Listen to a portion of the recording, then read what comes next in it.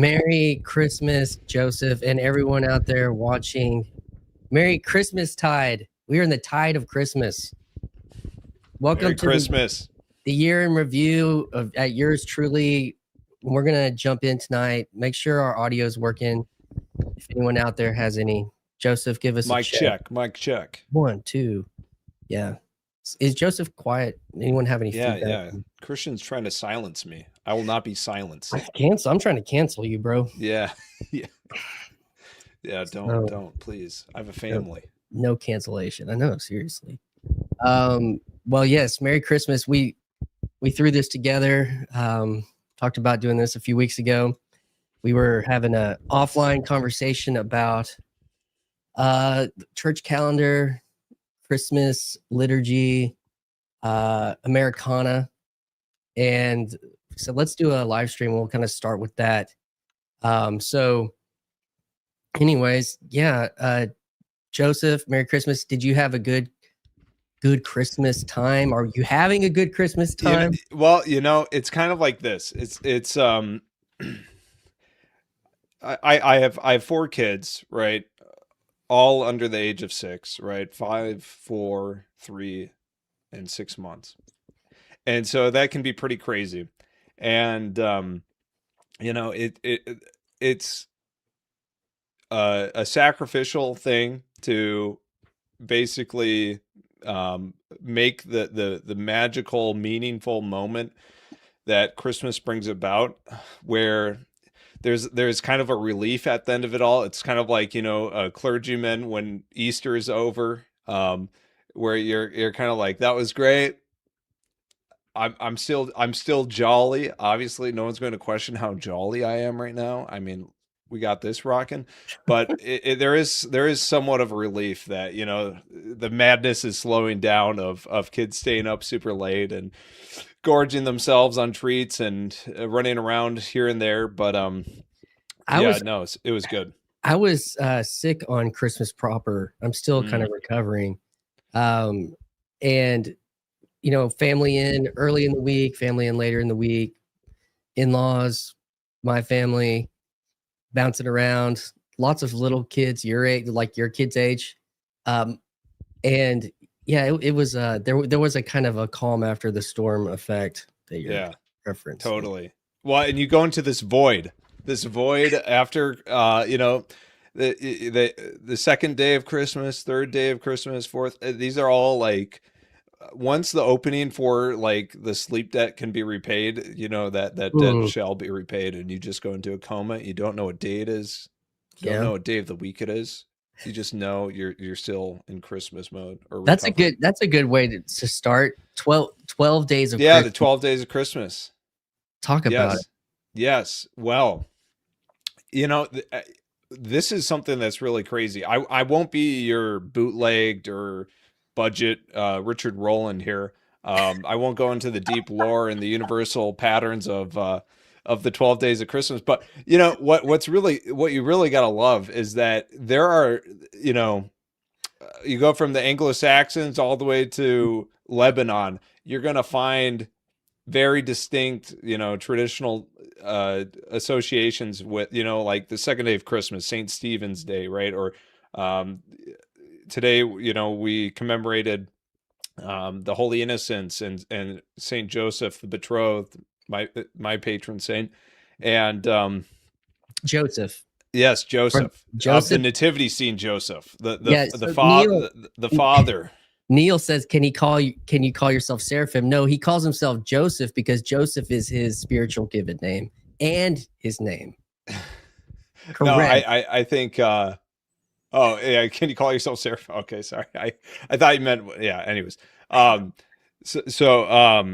but where was I going with this? Yeah, each day kind of had its own rhythm to it, where, you know, okay, you're gonna feast like crazy on Christmas. You're gonna feast like crazy on New Year's. New Year's was always, well, the changing from, December to January was a big, universally celebrated thing. Wasn't quite viewed as the new year, but I'm not going into Roland territory here, guys. Stop it. You stop it, Christian. All I'm trying to More, say is more, that history. there is a tried and true method to celebrating Christmas, and you do not just throw out the tree after Christmas is over. And it's unfortunate.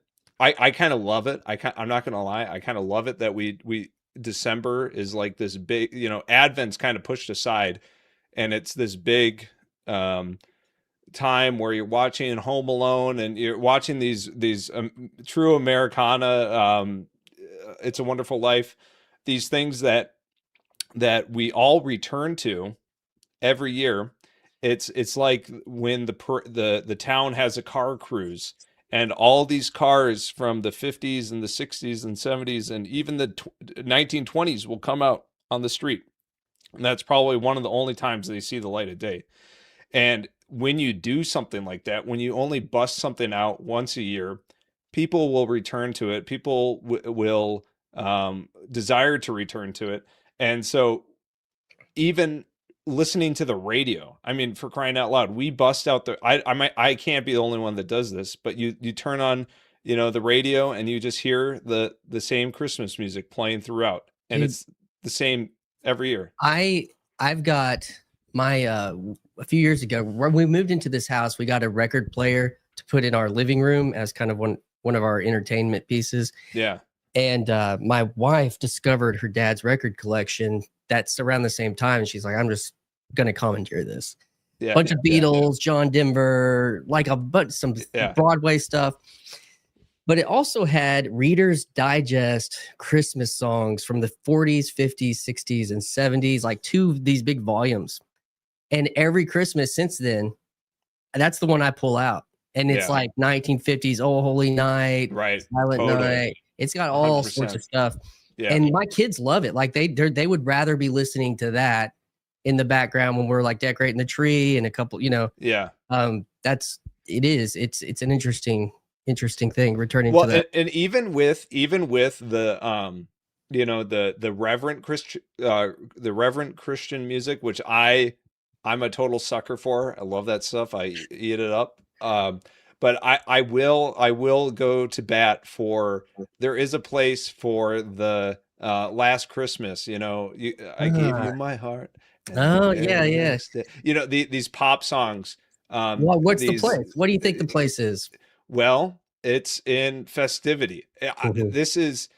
There is, definite need to, everyone, I grew up right when everyone would be like, keep Christ in Christmas. Mhm.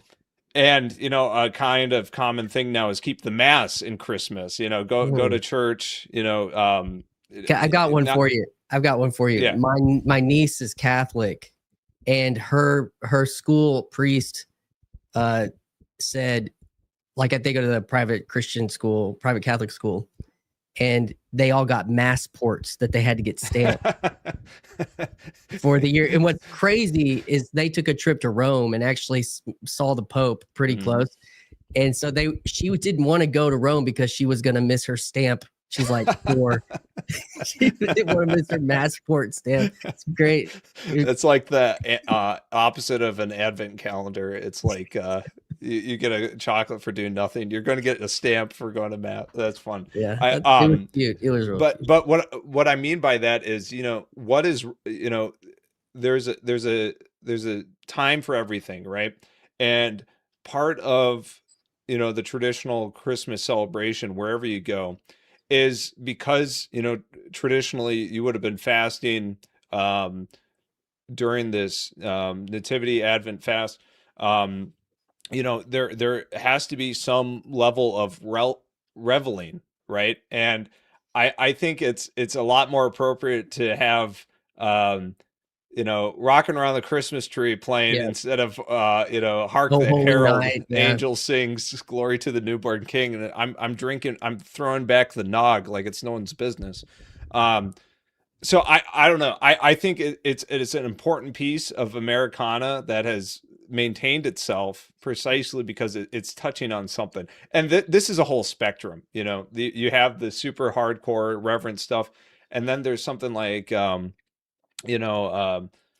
what I'm drawing a blank on it now. Have yourself a merry little Christmas. That's like kind Mhm. of, They it's not really too sentimental, like the blue. right, There's a blue Christmas like right, theme because there's a lot of grief around that happy totally. time, like when your parents died or you lost a loved Yes, one or a child or yes, something. That's also attached to the poles of joy and grief yes. that is part of Christmas as well. Well, because it's really the only, it's the only real liturgical sacred time we have left in our decaying Christendom, Did you is this. see did you see any YouTube? I saw a few thumbnails that were like why there are no good recent Christmas movies. Yeah, right, yes, Like yes, even Jingle All the Way, like in the 90s, there was like a 90s movie, yeah, or filmed in even Minnesota. Elf. What Elf? We could talk about Minnesota. My dad met Arnold Schwarzenegger while he was filming Jingle All the Oh, Way.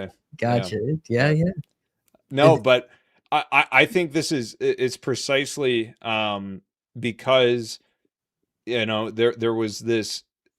I'm there's a broader question as to why storytelling is falling, you know, and you can go find your Peugeots of the world out there that are gonna ramble about that.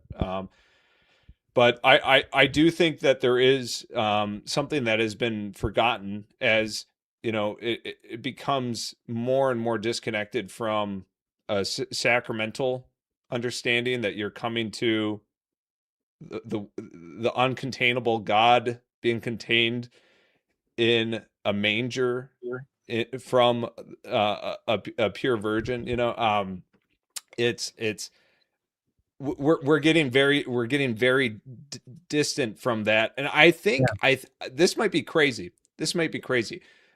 You know, the keep Christ in Christmas folks may have some part in playing that, because that in itself is already um dr- breaking down it into just pure, you know, Well, ideas I of, think you can really nail it if you like. So I went and saw Hook when I was a kid in the theaters. Like it came out in like 1991. yeah, I was 4 or 5, and I don't think I saw Home Alone in theaters, but obviously, but there's always a scene in those films of a Christmas pageant at like from the the private school, you know, the kind of yeah, private Christians, the yeah. WASPy or Catholic Christian school.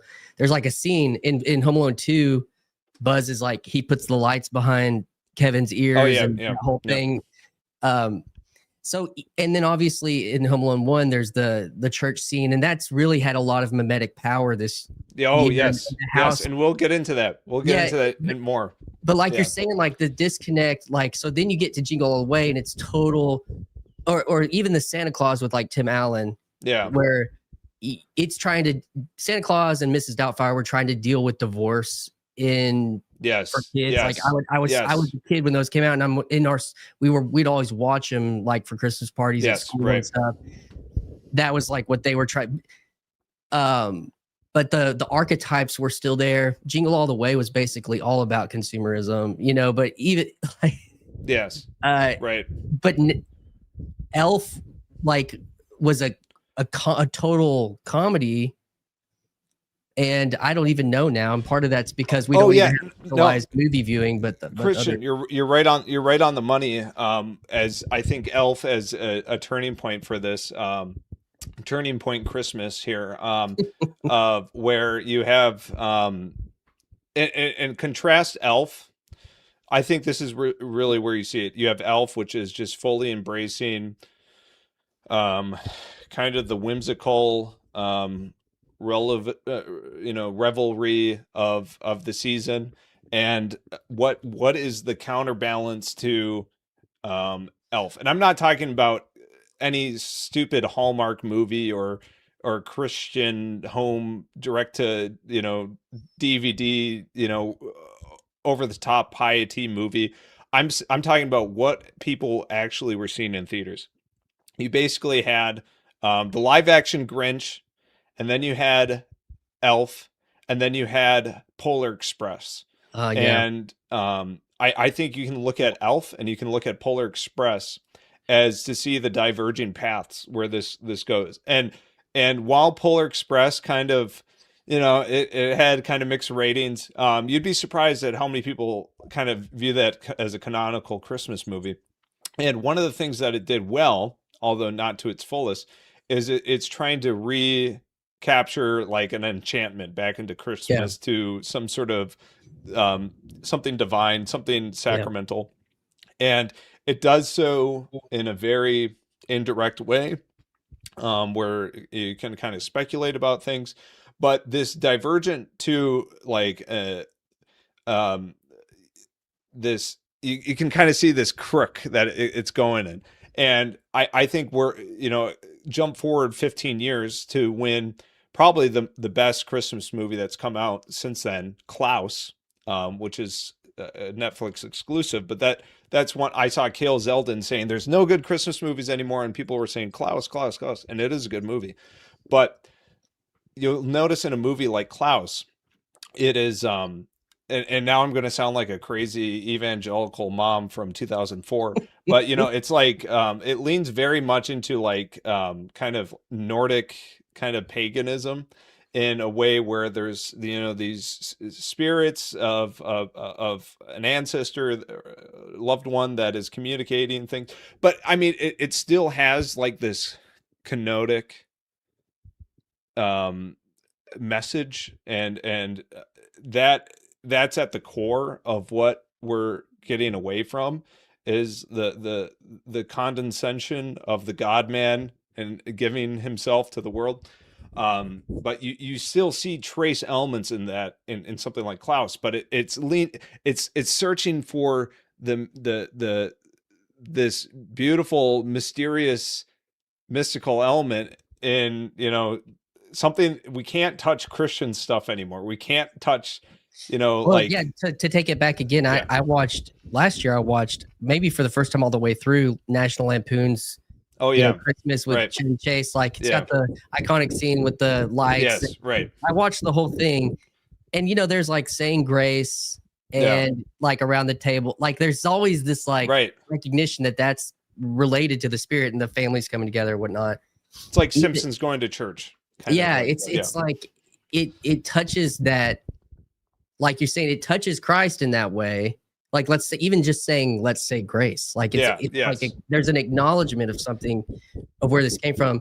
Like I've got and assuming that's relatable to the people that are viewing it, like it's not like an absurd thing that when they're, anyways. Yeah, it's not. And but what's interesting is like I've been excited this year to post like some pictures from on like Instagram of like Advent at our church and whatnot. And and then I have friends who are like they've been hardcore secular atheists for a very long time. But now that they have children that are 8, 9, 10, they really get into the Christmas, like they do Santa Claus, they do, and it's like a serious reach for tradition in their family. And I just think it's so interesting because when you have like you said, there's like this liturgical magic of returning to this time of year that friend of mine probably felt in real ways as a child that was connected to a more Christ Mass Christmas. Yeah. But like, yeah, I think it's, I don't know, that you're talking about like the returning to these times and these images and these movies. We're talking about movies and well, and this is all just to say, Christian, that there's a common thread, and basically, we just need to own it in the Western world, is that the West did Christmas better than any other Christian block out there. Okay, I'm sorry. The marketplace. They tied Everyone it to from the the East. marketplace. Yeah, They tied it to the marketplace. That's all you can. I mean, that's true. No. But I'm saying Christmas was always taken more. Like Christmas was put on a higher pedestal in the West more so than in the East. In the East, it's all about Easter, Pascha. Yeah. Right. That is, and that's not to say it's not the center place in the Western. I'm just saying that the West has always put far more emphasis on the celebration of Christmas. I mean, for crying out, Ernest, yeah, Ernest is going to save Christmas. That's what's we're going to have. Ernest saves Christendom here coming up, but no, we're basically you look at like something like Charlemagne's coronation on Christmas, the signing of the Golden Bowl to legitimize and consolidate laws within the Holy Roman Empire. I mean, I could go on and on, but basically Christmas was something that it's kind of hard to really speak to it to like non-liturgical audience, but it's like there would be 3 masses on Christmas. There would be a midnight mass, there would be a a mass at daybreak, and then there would be a mass during the day.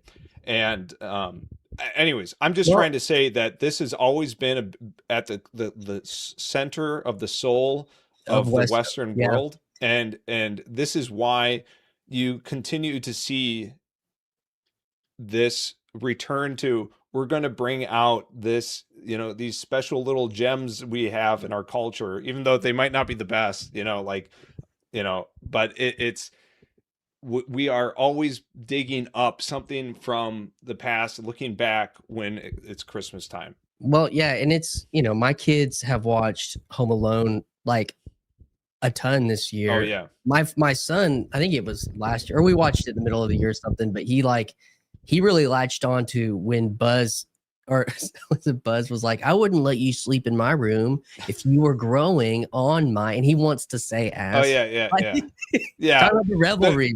Yeah. But it's Yeah. like these, it was live, it was really live in our house this year. But I think the thing about coming back to these things, even if they're kind of a little cheesy or a little corny, or what's the reason, is where there's also I mean, there is technically, we talk about the urban monoculture being kind of like a blue church thing, but like the shared culture in general. Oh yeah. Yes. This is also a powerful agent for, and I think that the reason that the war on Christmas has been maybe more won, obviously because of Trump's election and all that stuff, which I want to talk to you about.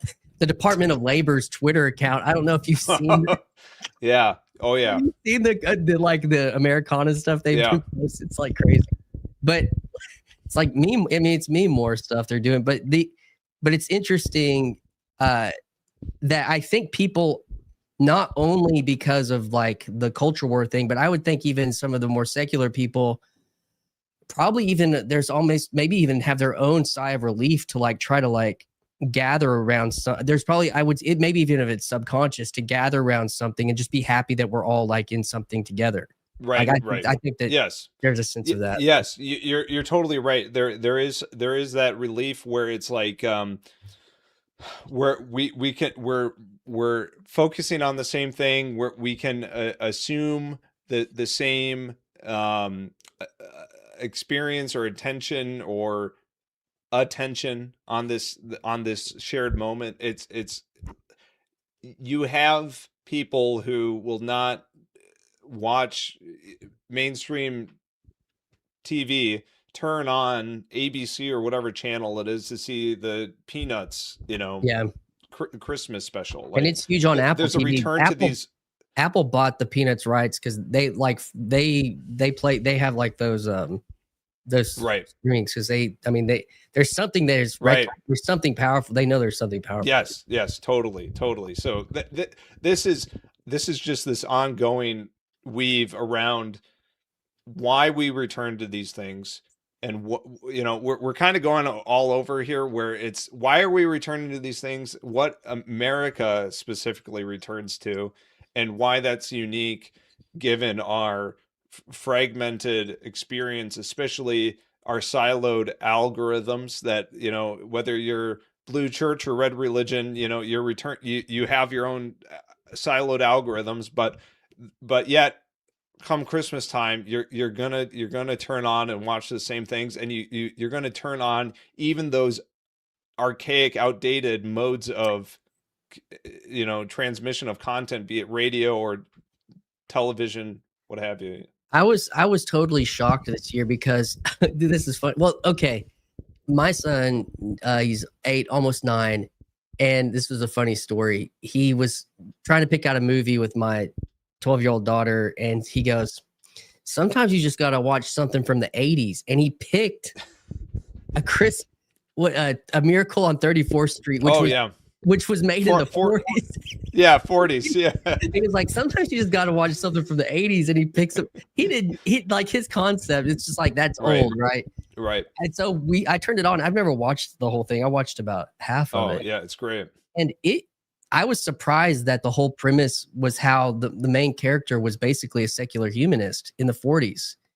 And she didn't want to teach her child about Santa Claus Right, because right, it's right, not rational. And right. I didn't know that was the underlying premise in the 40s, and that kind of surprised me. And then I guess the other piece is growing up, and this is something. So if we want to get to kind of the point, maybe related to like worship or liturgy or something, like why that's at the heart of this desire, is the biggest thing in the Baptist church growing up for us, and you can see this in the meme of Prestonwood Baptist Church. And I don't know if you've seen, that's the big Baptist church in Dallas that has the drummers that are like going up and Oh, down. yeah, right. Okay. Yeah, So okay. I've seen clips. yeah. So the biggest thing for Baptists is like a cantata, not necessarily even Christmas Eve, which is changing. That's all it's changing in evangelicalism because the mimetic power of the candlelight service Yeah, has right. really of silent, which is attached to Silent Night, Mm-hmm. has really taken off in the last decade and a half or so. But like when I was growing up, there was a cantata and it was the choir, and that was like on the 17th or the 20. It was like, but in the Baptist world, like you didn't go to church on Christmas. You didn't have it wasn't Sunday morning. Yeah, And it's Christmas Eve. you might not have even gone to Oh, church on Christmas Eve. Like, I okay. didn't grow up going to church on Christmas Eve. Okay. There was the Sunday before Christmas was like Christmas Sunday. Gotcha. And my wife, growing up Lutheran, she's like, she hated going to church on Christmas morning. She'd be like, she was like, she's like, all her Baptist, like, felt like she was the only person going to church Right. on Sunday or on Christmas.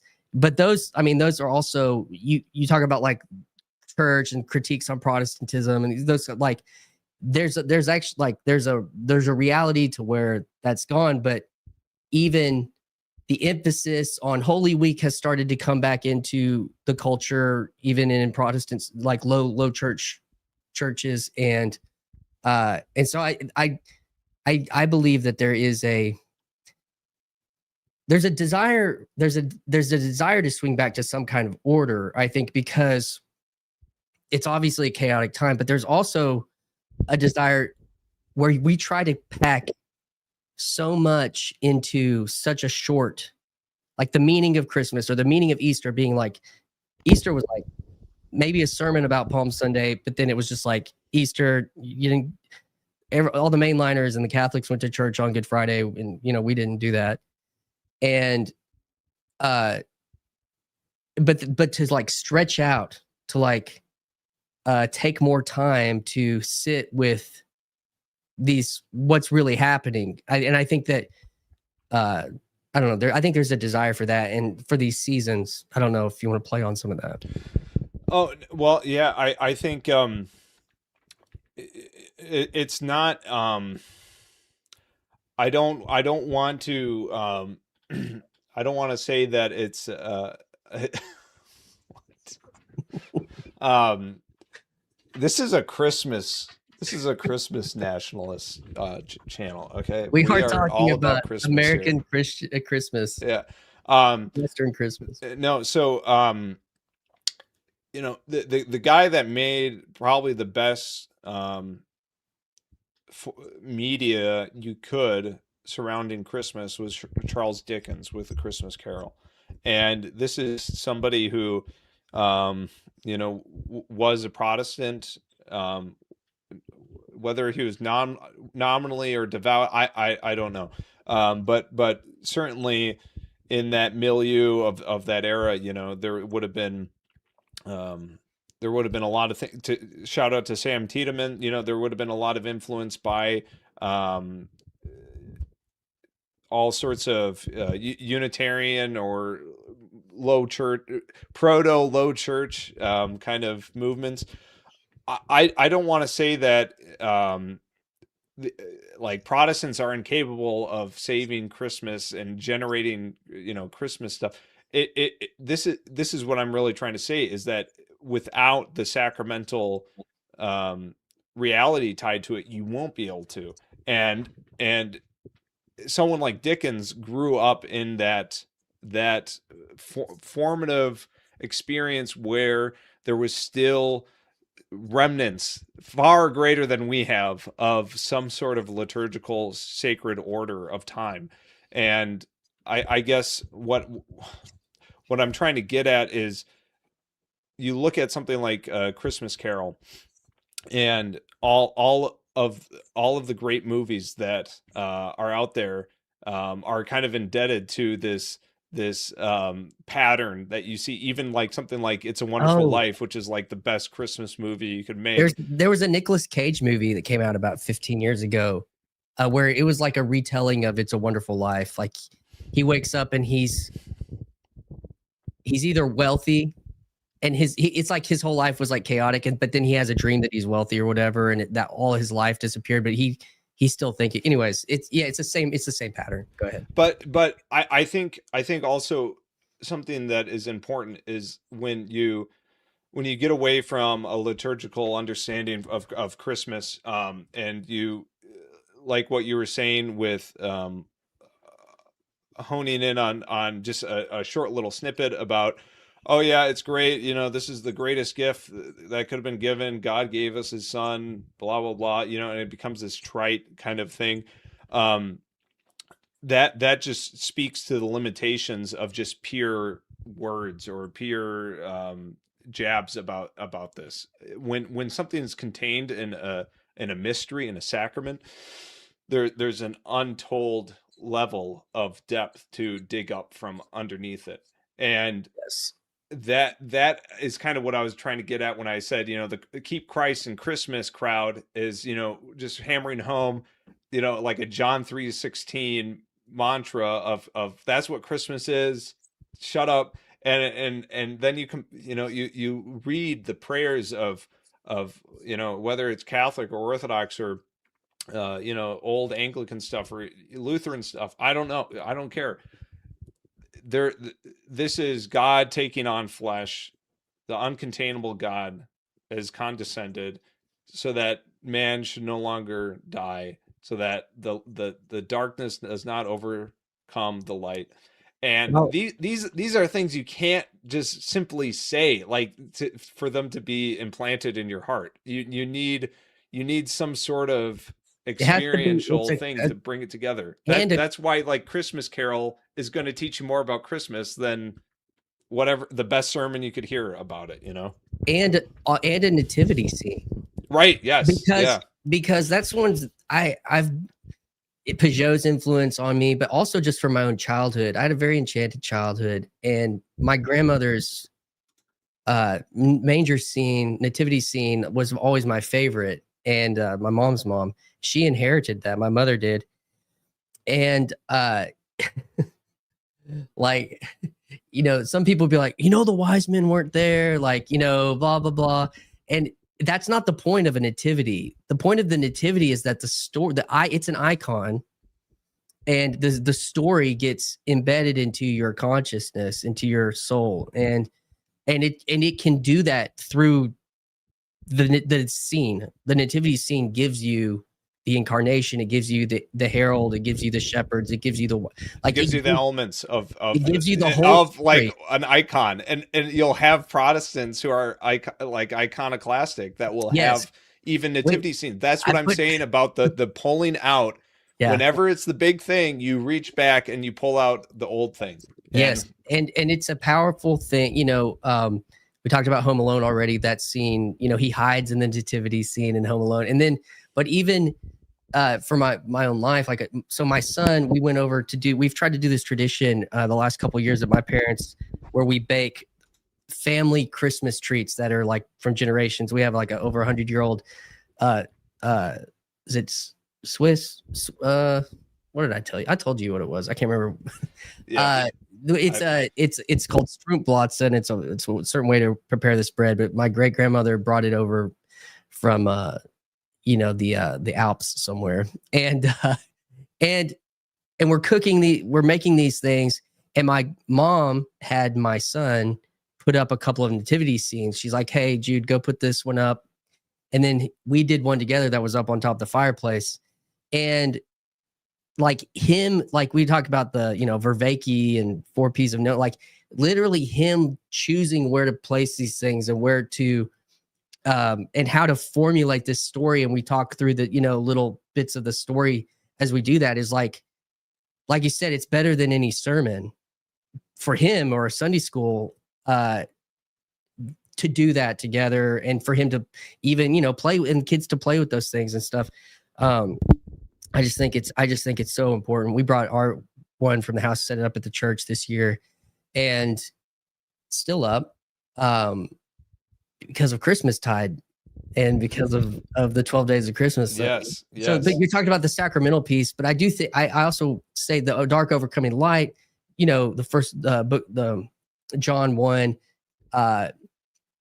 it being told in, like, with Silent Night, with the candles, like that is an element of re-enchantment that's been happening within Protestantism. I would say, like I said, for a little over a decade, like really it's a piece of that. And it's not sacramental in the technical or the, theological sense in that way, but it is aimed at that. And I think that's been important. It's a piece of the pattern. Yeah. And it's not going away.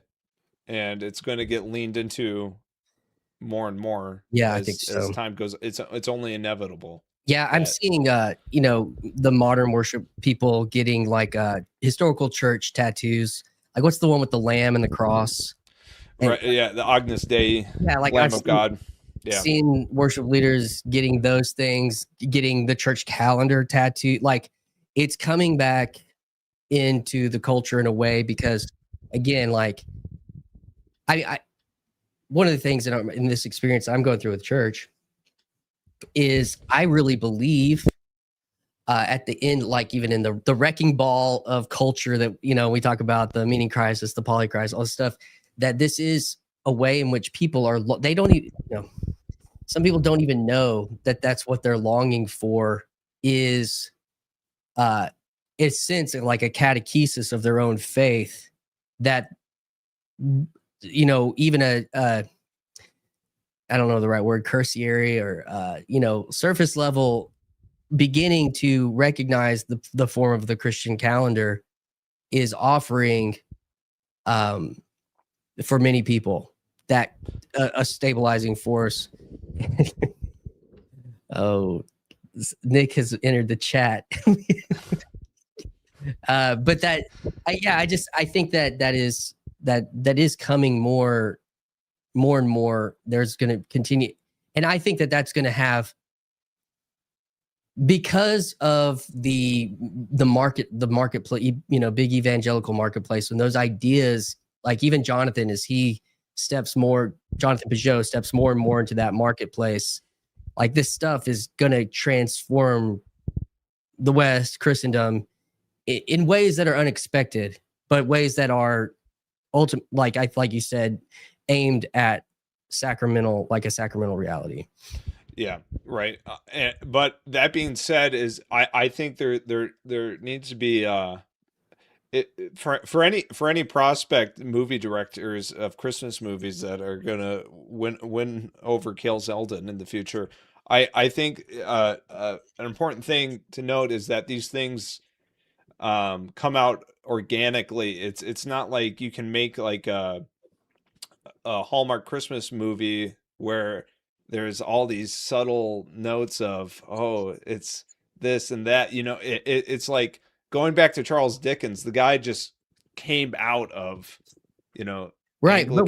But we have to catechize. Actually, I think it has to be. I do think that it has, in a certain way, two things have to happen at once. One is you realize that something's been lost, and like when you're longing for this church in Home Alone, for that holy moment, you're longing that's been lost, but at the same time, you don't know why. Yeah, or how to get back. And there's a movie that actually, this ties a couple of things in here. It's called King of Kings. It came out on the Angel. You've heard of Angel? So this is exactly what I'm talking about. These. Do you know about it though? No, I know. Okay. I know of it, but yeah. So it's Charles Dickens telling his son the story behind the Christmas Carol, which is the all the way from the nativity to the resurrection. Okay. And so he sits his son down. So let me tell you the greatest, because his son is obsessed with King Arthur. Okay. in the video. So I show my son this video preview, and he's like, right when Advent was starting, and he was like, and it's a really, it'll tug at your heartstrings. What's interesting is that it has a lot of A-list actors. Like Mark Hamill plays Herod. I don't know if he's considered A-list, but Mark Hamill, Joker from the Batman games. He obviously Luke Skywalker.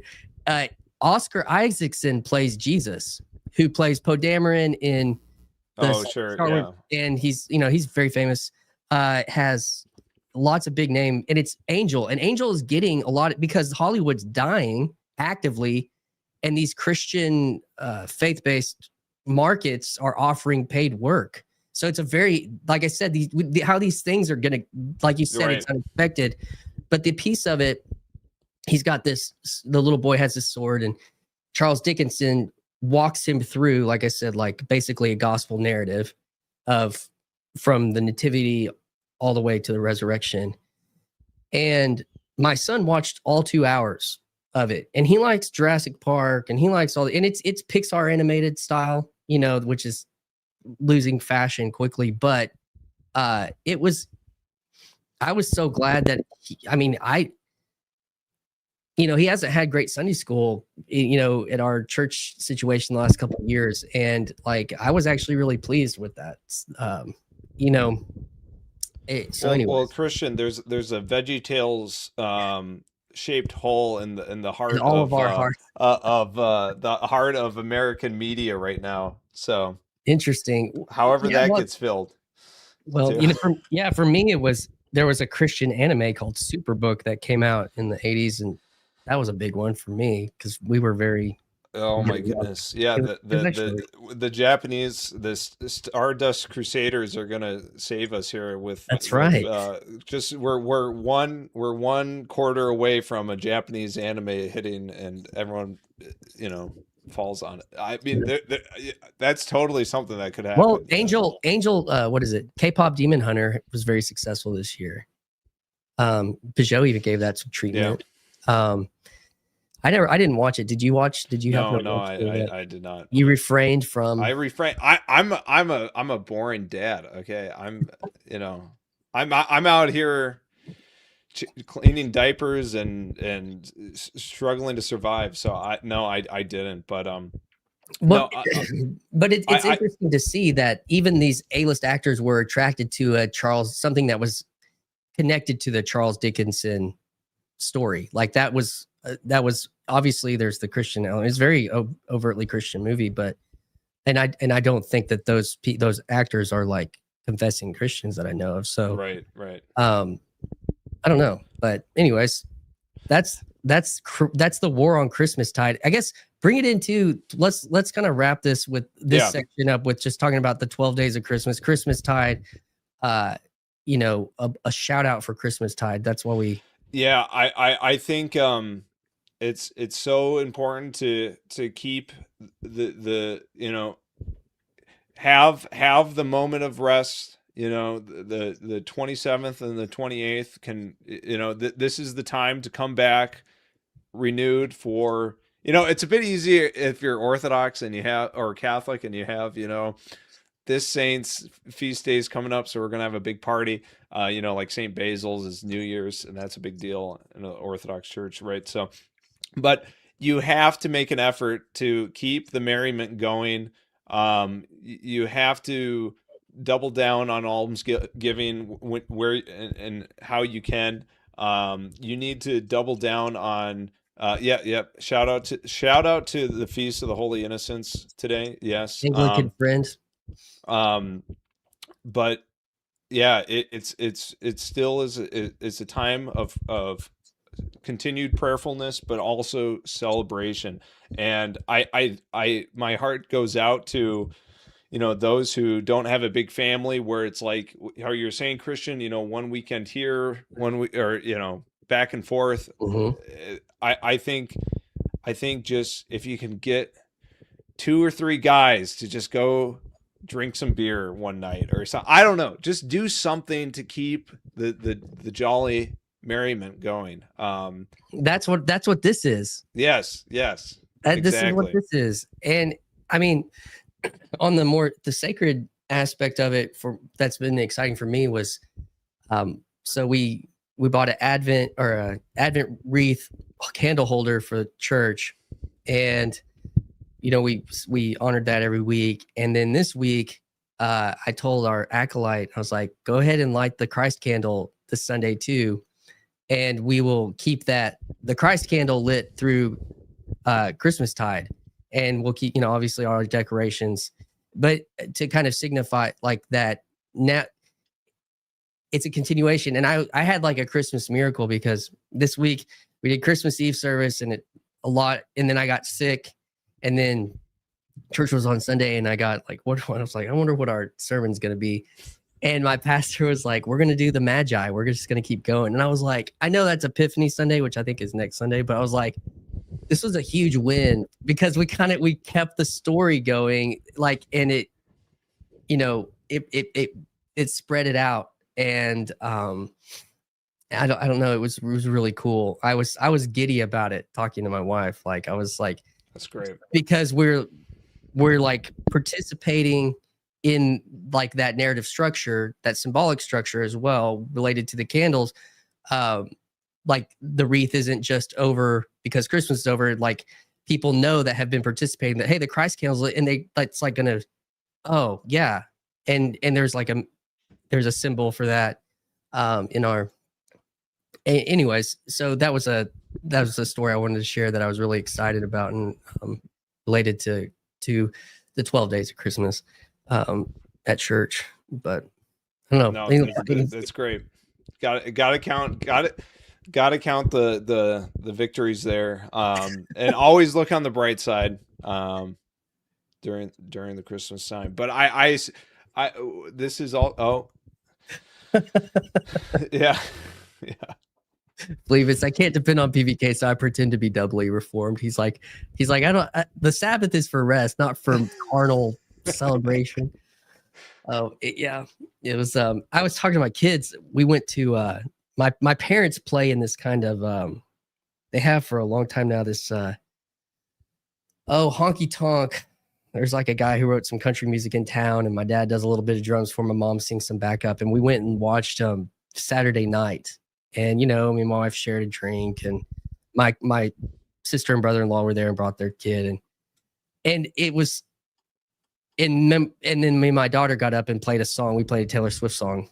This was Saturday night, and then Sunday morning, we get to church and we're playing Christian songs, and it's more buttoned up. But it's like, but as a there's a pattern there that we need that contrast, and we actually need both. That we need a little carnal. We need to there's a place for celebration. Yes, yeah. And that is on the edges of the things. And then so anyways, it was fun. But yeah, I don't know, I want to transition. We'll do a little it's Merry Christmas, Happy New Year stream. So year in review. I don't know, do you want to co-host anything? My goodness. Yeah, I'll if we're going over current events of the last year, I'll just see myself out to avoid any scandal here, I guess. Gosh. I mean, this year, yeah, it's been kind of nutty. I'm just gonna read through. This won't be podcast stuff. This is just gonna be this is just Twitter big news, big news events of the year. So, right, Trump's elected. There's a new pope, Charlie Kirk, an American pope, the first American pope. Yeah, from Chicago, from the Midwest. What can you expect? Only from the Midwest. Trump, I guess so. Trump gets elected he gets in office in January. When was the pope installed? Enthroned. Enthroned. Sorry. That was in May, right? May. It's in Pope Francis. He passed away like a day after touching Easter. JD Vance. Oh yeah. JD Vance probably killed him. Yeah, he died of cringe from JD Vance. So Trump, new pope, Charlie Kirk gets shot and killed. Then there's Nick Fuentes takes over the whole right wing Twitter conversation. He fills the hole. He fills the attention hole that New York City elects, a socialist 20 years after 9/11. And then Epstein is December. And now Minnesota was all over. Minnesota's in the spotlight now too. What's going on? Yeah. Those are just like the big in my mind when I just like typed out like 5 or 6 big kind of Midwestuary. Like, also, you forgot. Yeah, well, so we can. That's not TLC. That's not. I know. But yeah, so we both went. We can just. I don't know if you have anything. No, I was just kidding. I was just equating Midwestuary to as such an importance as the new pope. It was unironic or whatever the word is, serendipitously like in like a no news zone. Like it kind of happened like before Kirk and yeah, right. It was a lull. Yeah, nothing was really going on this summer. So, anyways, yeah. Any just thoughts on this year as like a related? Well, there's so just a quick lesson in meme culture, right? You have Chud Jack, right? Everyone's probably seen the Chud Jack face at this point because it's become so mainstream, even if you can't name it. The famous line of Chud Jack is "Nothing ever happens," right? And like a lot has happened, a lot hasn't happened in the same time, right? Like I don't know, just to give an example, right? Trump gets re-elected and enshrined, to use your vocabulary for the Pope. No, I said installed. Installed. No, sorry. Trump's enshrined his golden statue. Yeah. Oh yeah. Well, and Trump was like, dude, he's going like full blown, like Roman emperor style, but not in the way anyone either wanted him to be going or didn't want him to go. He's like just building monuments and like ballrooms and stuff. But no, that's what he's always done. I know, but I don't think to this level. Like he like with the White House, Trump Tower gold. Like I know, but I mean like okay, I'm going to use enshrine in the right way, but like enshrining it to like institutional like buildings. Yeah, because there's also the Kennedy Space Center as well. Right. Among other things. So yeah, I don't know. That's just something interesting that I've noticed. I don't really know what to make of it other than just usual Trump stuff. But I think there might be something to think about there. But I don't know. I'm going on a tangent now, but we were just that's just like the big events of 2025. Yeah. Okay. Oh, sorry. Nothing. Pope, everything happened and nothing happened. So like I think also an example too is like with the Kirk assassination. Here we are talking about Charlie Kirk again getting killed on yours truly. Sorry, Paul. There's not going to be anything to clip here. No, but I remember we were just like, oh man, what's going to happen? What's going to happen? And then literally nothing has happened. Like in terms of like, people were, I don't know about you, but I was just seeing stuff like, oh, there's going to be like these arrests made and there's going to be these, I don't know. There was all this energy. There was like this like we're going to go to war basically kind of mentality, and then like nothing has happened. I don't know.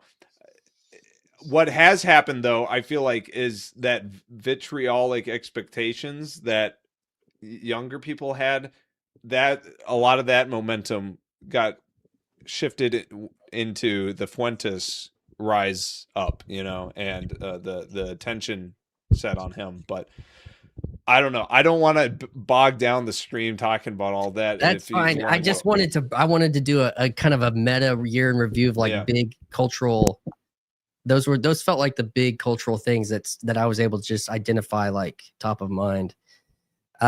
You mentioned Midwest Estuary. We both went.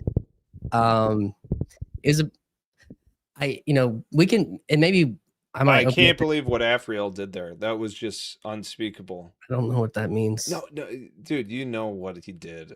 Everyone was just so appalled by what he said up there. It's just so embarrassing.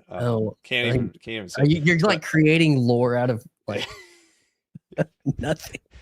Did some Mr. Frog stuff, but no, that was the big moment. The big moment of one of the big moments was when Ron Copperman got on stage and asked for Vakey. Oh yes, to his face about Hermes. That was pretty. Are you demonically possessed, Mr. Vervaeke? In so many words. Not so. Yeah, that was a great moment. Yeah, Midwest Estuary. I was just gonna, let's see. I walked down. What's crazy? I was doing this, and I was like, that was all this year. But for my year, kind of started out. I went to ARC and the Christ and Culture Conference. Like Jordan Peterson was still. Oh my goodness, that seems like a lifetime ago. You went to ARC, yeah. Yeah, and I'm over there meeting Martin Shaw and Paul Kingsnorth, and we're in the whole re-enchantment of the world, and this was going to be, I don't know, there was an energy to that, and some those are still going on, but and yet this year turned out like there was a shift in attention that took place from that, like in the corner, it felt like. Yeah, totally. And it's related to, because what's had Paul's attention has been like Peter Thiel, and like related to the goings on. So I get to meet Paul over there for the first time face to face. Met Paul Kingsnorth and Martin Shaw. Went to an Orthodox service there, Romanian Orthodox service in Ireland. I turned 40 this year, and I have felt every decade of that this year. I lived in Nashville part-time, got to do some fun stuff, met some other people from the corner, got to see Chris in concert playing guitar for the band he plays with, met Rod Hare, also met Rod Dreer at Automata and Midwest Estuary. I went to an Orthodox church, a Greek Orthodox church, by your suggestion, actually, in Nashville. Vlogged it. Yeah, and it was one of your most viewed videos. One of my biggest, probably the ortho conversion algorithm picked it up, and the Ortho Curious algorithm picked it up. Yeah. So it's pushing like 5,000 or so views. And I mean, I did a lot of talking. I didn't get I wasn't going to like just sit there during the whole service. But it got a ton of, there were several people that were there that go to church there that commented, and they probably recognized like the thumbnail, but like, that was a really cool experience doing that in the States. Everyone's, just waiting for me to become Orthodox, but my church, Presbyterian church, we went from meeting in a basement into a sanctuary. And actually, I did a vlog about that. Not near as popular yet as the Orthodox moment. Hasn't caught up to Redeem Zoomer's, algorithm. Reconquista. Yeah. And so what else? Ups and downs. Those were big though. Those were big for me. Podcasts. I was going to walk through these podcast highlights. What was fun is Cadell Last, Christian atheist, I identified as, invited me, Luke Thompson, and Ross Bird to go talk on his his paywall stuff, right? His paywall stuff with his community. And that was an honor to talk about. He called it, the series was Christianity in Transition. And he sees this little corner of the internet, Paul Vanderklay and the like, as a really fascinating phenomenon downstream from the Peterson thing. But what's happening with church, Christendom, and the digital and these relationships, the resurgence of tradition and orthodoxy, I got to have a lot of fun conversations about that. I got Burn Power interviewed me after my trip to ARC. That was fun. Part of it I just kept slogging on the podcast. When I was at Midwest Estuary, a guy came up to me and he said, the average podcast lasts 3 years. And I was like, I don't know why you wanted to tell me that, but I really appreciated it. Like, it's like, that was like a thing. It's going to stick with me. And I'm 2 years in, basically, in this January of YouTubing in the corner and all this stuff. So I don't know, but that, the going through the summer felt kind of slow, but then Midwest Estuary, there's a lot of energy that took place, and came out of that, and I vlogged that. That was kind of fun. And then Sam Tiedman gets another shout out. Paul was kind of like, other people in the corner should like try to do some projects. And you've seen other things like Nick, he's been in the chat tonight on what's his name? Free Brilliant. He's been doing Chesterton reads and group hangout live streams. Other people live stream. Luke, obviously, in very Luke went hard this year. Yeah, he went hard 100%. live stream. But Sam did a video essay on moralistic therapeutic deism related to American Unitarianism and the kind of revival, restorational movements in the Northeast. Super fascinating. I had him on. There were two conversations that after Midwest Estuary that were really important for Yours Truly podcast. And one was coming back and talking to Neil Daedalus for the first time on the podcast. We both started playing.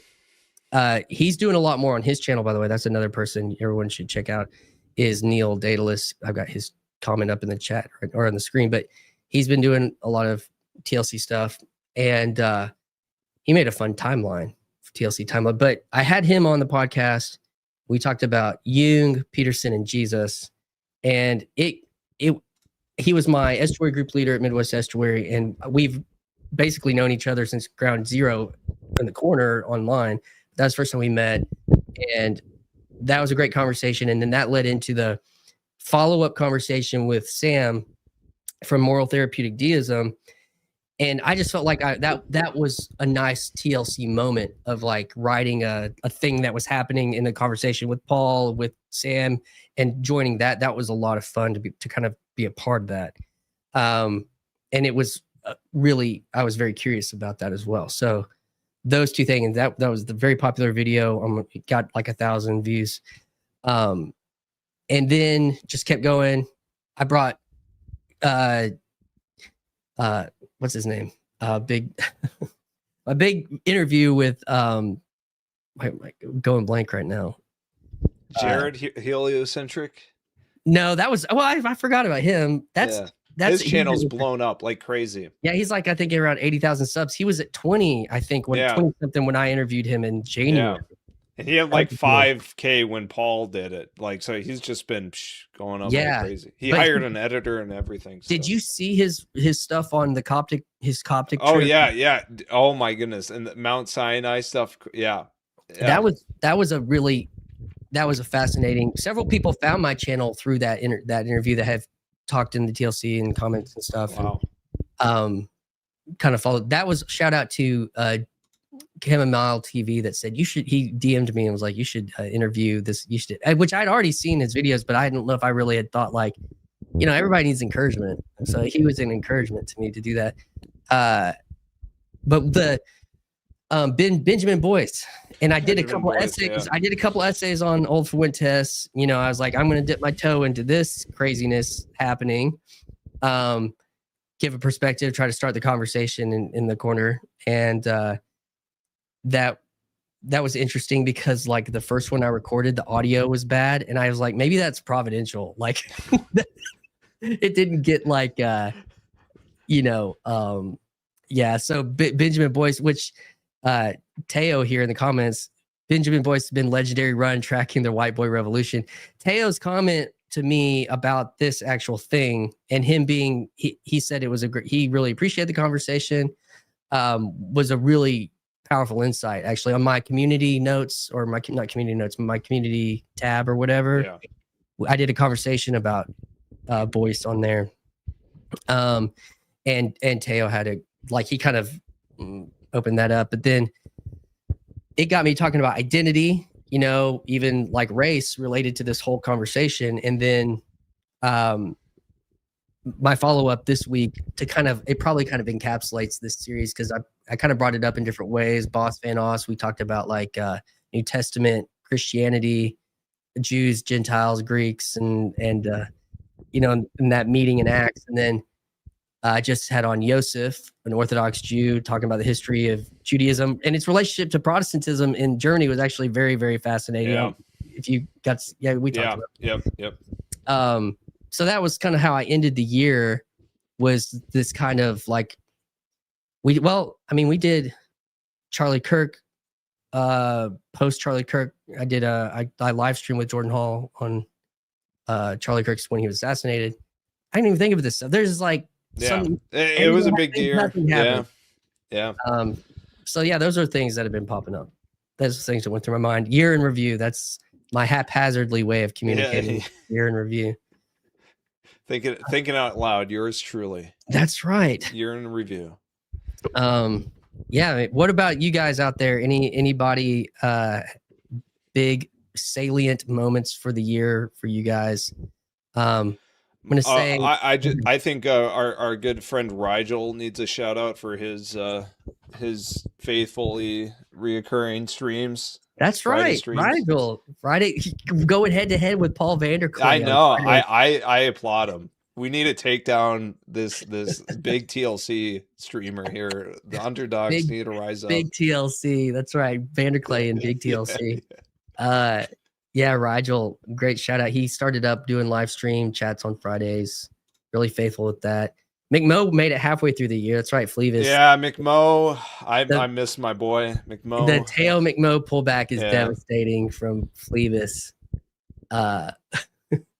Yeah, you know, you just need it. I feel like there was a lot. Oh, John Travolta. I look like John Travolta. Oh no, I'm staying a Scientologist now.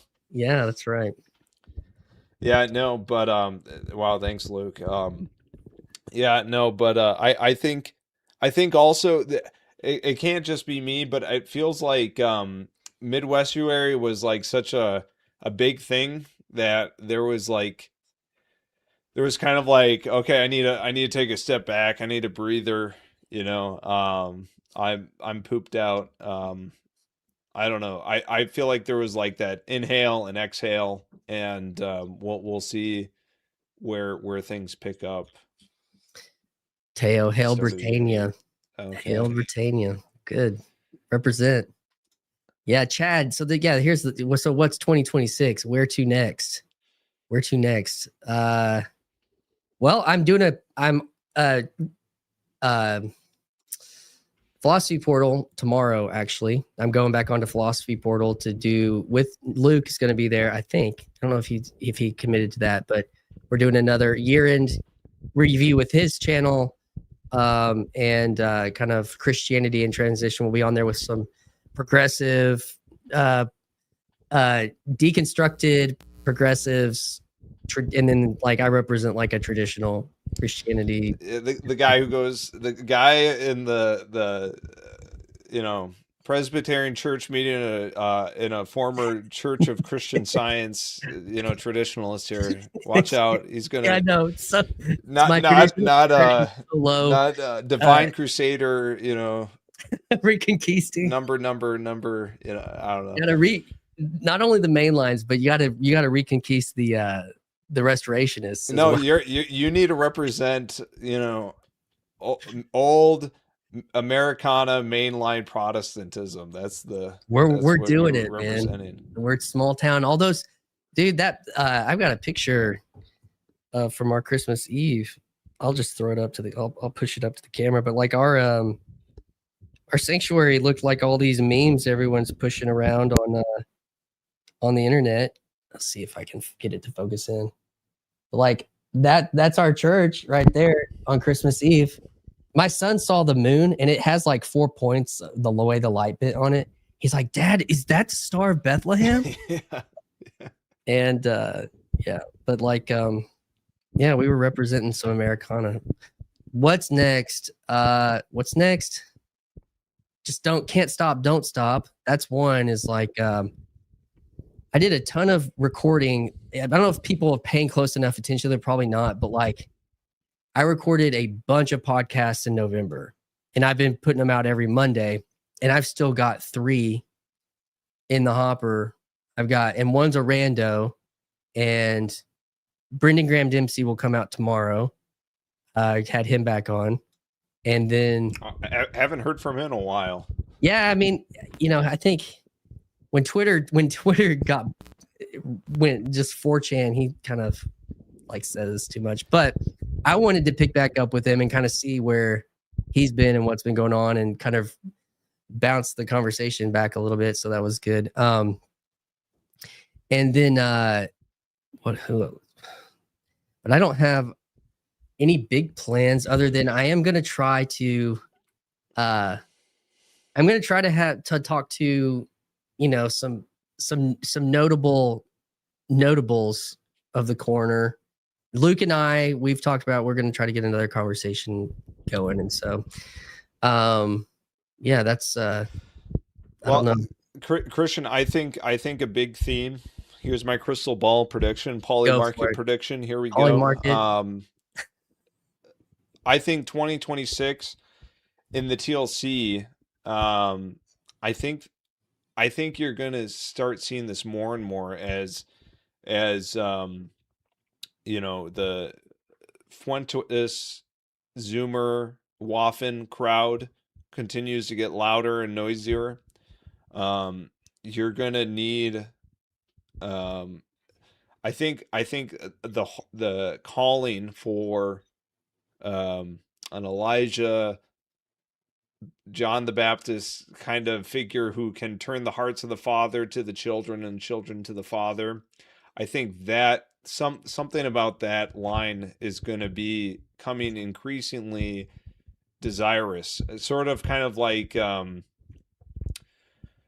don't know, someone to make peace between the boomers and the zoomers. I think that's going to be something that is going to be continually called forth. Whether it's going to be met or not, whether the moment will be met or not, probably not. But I think that's a theme we'll be seeing throughout next year. I had a friend send me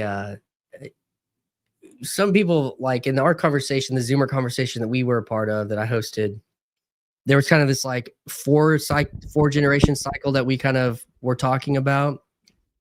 But this person was looking at a 2 generation cycle. It was like boomer. Cringe base. Basic, yeah, it was basically like millennials are cringe or idealistic, and then Zoomers are cynical, based, and then boomers cringe, idealistic, X are cynical.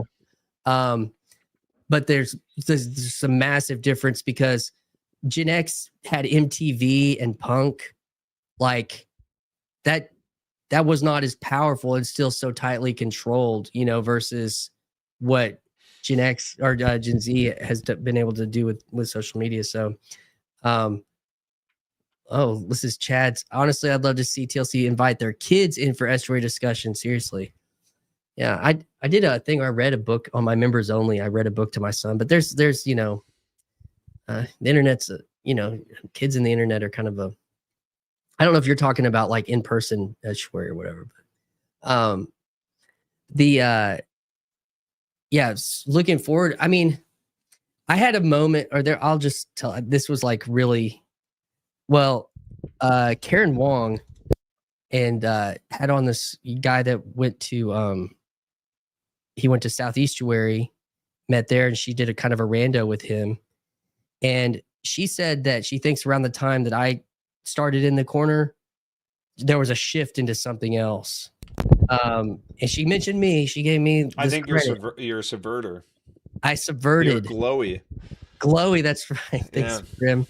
But that I was looking. I wasn't a part of like a TLC evolution. I didn't know the story. Like it was all catch up for me. Only PVK and above. But I felt like, oh, there's like definitely that I was a part of this, but because that what it was real.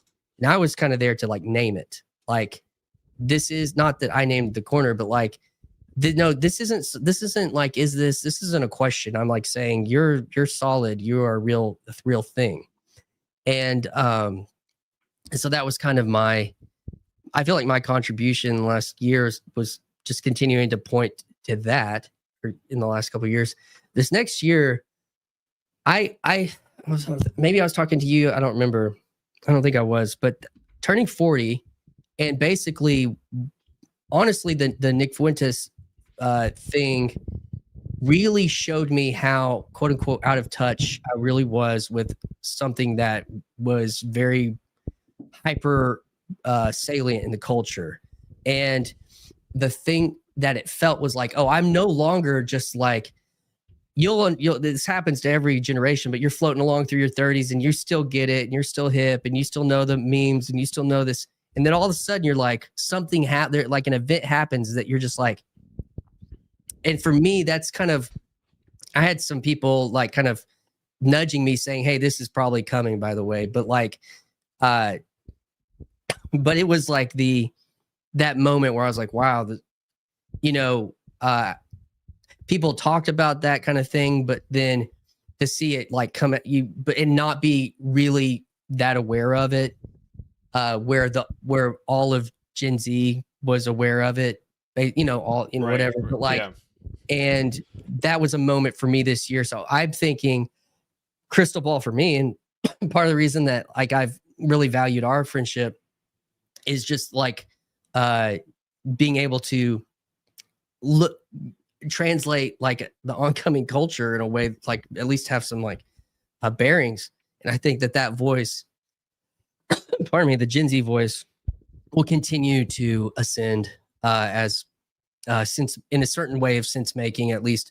But like you're saying, there has to be peace made between the generations. Well, and just on a final note there for me, just something that, you might be feeling like you are a bona fide unk because you're 40, that's the word. You're like a young old guy, like a really, really, really young old guy. I'm a really old young guy. And oh, I see. The Gen Z crew is now influencing the next generation better than anyone else can. Nobody can even touch it. And so peace needs to be made. Otherwise, Gen Z can just say, I'm going to give you the bird and I'm just going to go hog wild on, passing down resentments or formation that is hostile to you. And I'm not trying to, paint a bad picture, but I'm just saying Gen Z is kind of in the driver's seat in that regards. And so you need the unity between the father and son to be matched there. There has to, because I mean, and there's these characters in the culture that represent these things. And yeah, I'm gonna drop the link. I'm gonna do 30 more minutes, do 10 a hard stop at 10. I don't know what Joseph's timeline's looking like, but we can do some V&A here if anyone's feeling frisky this late at night to hang out and kind of do a little chat, ban that guy. He's posting Twitch emotes. He's posting better Twitch TV emotes in a YouTube chat. This is worse than green texting on a YouTube comment. Okay. I got it. You won't get it. No, I was joking. It was a troll, you dingus. Dude, oh my goodness. I don't know how to fix it. All right.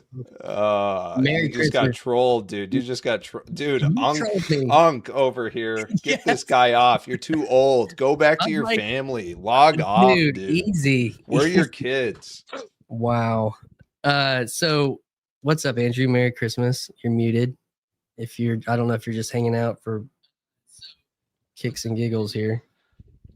Dude, no, he's probably putting in the bets on Polymarket for our predictions. They're so good. How'd you know? All in, dude. Get in. Teo's laughing his ass off at me right now. Sorry, Andrew. I banned you. I didn't mean to. We should have just reban him. Just reban him. I don't know how to unban. Let me see if I have to look at the comments. Oh, yeah. I don't know if I can. No, I unhit him. I unhit him. I'm the rogue mod. Oh yeah, that's right. Yeah. So no, but I actually have to bounce. I have to bounce because it's my birthday tomorrow. I have to get to bed early. Happy birthday. Yeah. It's Joseph. My golden birthday tomorrow. Turning 29 on 29. So 29 on 29. Well, dude. Yeah. Merry, keep the spirit of Christmastide alive. Yes. And Happy New Year. Oh, thanks for the happy birthday chat. And everyone give him some love in the chat here. Yeah. Well, thanks for platforming a chaotic and cancelable guy who, as Luke Thompson was saying, I'm promoting Christmas nationalism. Can't have this. Christmas nationalism. That's good. Yeah. Yeah. All right. Take care, everyone. Happy New Year. Merry Christmas. See you, Christian. See you, Andrew. Get off mute, Andrew. You're talking to an important figure, okay? Oh, my gosh. He is in the Illuminati chats with Luke. You don't want to mess around with that. That's right. Power. So much power.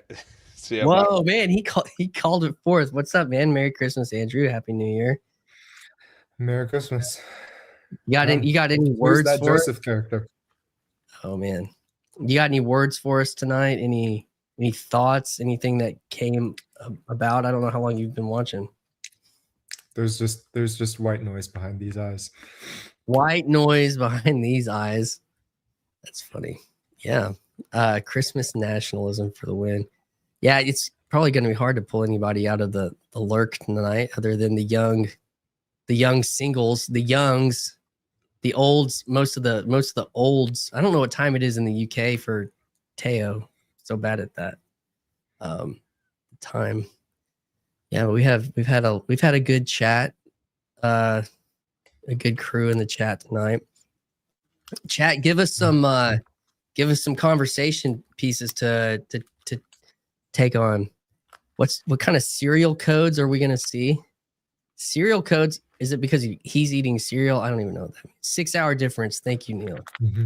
6-hour difference. So 328. Get on, man. Come on, Teo. Get on and tell us about the whites revolution and all that stuff you had in the chat. Unlike those. Oh yeah. Joseph. No, that's Phlebas. Phlebas has had fun in the chat tonight. I liked how he said that he has to be more reformed than Paul. He can't depend on Paul to be reformed enough. So he has to do doubly reformed. How do we keep the pipeline open?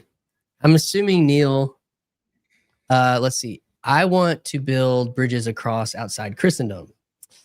Oh man, this was a part of this show that I wanted to share. I will see if I can pull this up on a screen. But I did a poll. I did a kind of spiritual identity poll. And I can bring up the results of that. It had 200 and something responses. So that was pretty cool. All right. Let's see here. Share the screen. Oh, slow. So slow. There it is. Sharing. And is it going to work? And here we are. It's still kind of hard to see. I did this poll. I said, this will shape an upcoming video, which is this video, which I almost left out. Where does your spiritual identity fall? Evangelical Baptist Modern Low Church, 34%. Catholic Orthodox Traditional High Church, 51%. Non-Christian, Jewish, Muslim, Mormon, other, 6%. spiritual, none, agnostic, atheist, 6%. So I did that 3 weeks ago, 206 votes, 28 comments. Some of the comments were interesting. Of course, we had, let's see, I voted for the first one, but have been part of the first two, currently in non-traditional high church. Spiritual, theistic, syncretist with no particular religion, says Mage Punk. Transfigured, Sam Tiedman. Oh dear, need more categories. That was fun. Free Rillian, you can't ask this sort of question to guys like me. Yeah, so I encourage people to check out the comments on this, and I just thought it was interesting. I wasn't expecting that much engagement, but it was, I would assume 206 votes from people in this corner area, and the way it was responded, 50% high church, 34% low church, 6% non-Christian religious, Jewish, Muslim, Mormon, other, and 8% spiritual but not affiliated, you could say. So that was an attempt to do a little dipstick on the, but this is a response to Neil's reaching bridges across and outside of Christendom. I guess you're talking about for the corner. Yeah, I mean, any thoughts on that? I just think, like, for me, like, the way that that's worked out has been like talking to people like Brendan Graham Dempsey, talking to people like Cadell. He calls himself a Christian atheist. Yeah, I had on Jared, the atheist church auditor. Always trying to, like, being open to people that are, for me, like, it's not just like that are not antagonistic necessarily, but like are wanting, like, interested in the conversation with religion, even if it's not what I would say, like, not overt, not directly hostile. What's one thing you think you've taken away from the non-Christian TLC people? Are you talking about like non-religious or non-Christian? Because those are two different things. If you want to say non-religious, go for it. I mean, I'm just thinking non-Christian, Non-Christian. So, like, I mean, my conversation with Joseph was very enlightening. And I talked to Hezi. I've had 2 conversations with Hezi on my podcast. I mean, those were 2 different perspectives because, I mean, they're kind of come from 2 different milieus and traditions, even within their own versions of Orthodoxy. And so it's been enlightening, because one of the things that Joseph said was the imagined Jew of a Christian, and talking about kind of this label's getting thrown around a lot now, which is Christian Zionist, but it was dispensationalism when I was growing up. Like, you have these ideas about that, but even like your imagination of, say, the patriarchs in the Old Testament and Samson and David, it's like there's like a Christian imaginary related to history of the Hebrews and Jewish and Israelites and all this stuff. So but then to be in conversation with modern day people, part of Judaism, is also it's enlightening. I don't know. Let's see. I know the chat kind of went into some other places. I'm trying to see here. And almost 11, but I wanted to wish everyone, thanks, OG Rose. I've got a conversation with OG Rose coming out. It's happening to Dan. Talk about the ways TLC will bridge more into the building a real in real life answers to the meaning crisis. That's from Nick Aker. Nick's been on the podcast. He was an atheist who just started going to an Anglican church without believing and just participating. And that's what converted him, was like participation. Real life answers to the meaning crisis. I mean, for myself, I don't know. I feel that. Got to see your face. There's someone backstage. Make sure that because I don't know your name, but I'll add you to the stage. Hi. Olsen. Hey, what's up?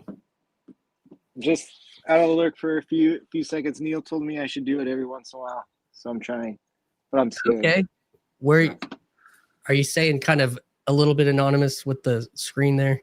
Yeah, well, That's fine. yeah.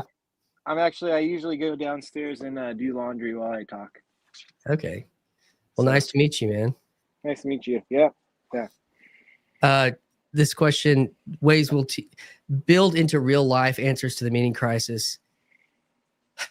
I mean, Paul continues to push the estuary protocol and getting people to start. I know Neil Daedalus has started one in Louisiana. Rigel Thurston just started one with Jared Henderson, who's got 700,000 subs on YouTube. He was recently interviewed by Paul. He's going to an estuary in Texas, and these things are those are things that are starting up. Those are real life bridges. I encourage people to continue to go to church, and I think like Nick is a great example, because I really believe just like participating seriously, considering just participation in what that means, giving giving your life to something that isn't just like our culture doesn't know how to to understand or take vows very seriously. And like in a religious context, like, marriage vows, like what do those really mean? Like, can you make a vow to a place, to a church, to a people? That would be my encouragement.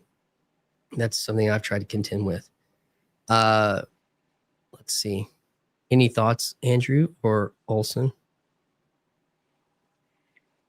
Yeah, you just like if you want to anything that's built organically, you just got to keep interacting with people in real life, however you can do that, and talking to them.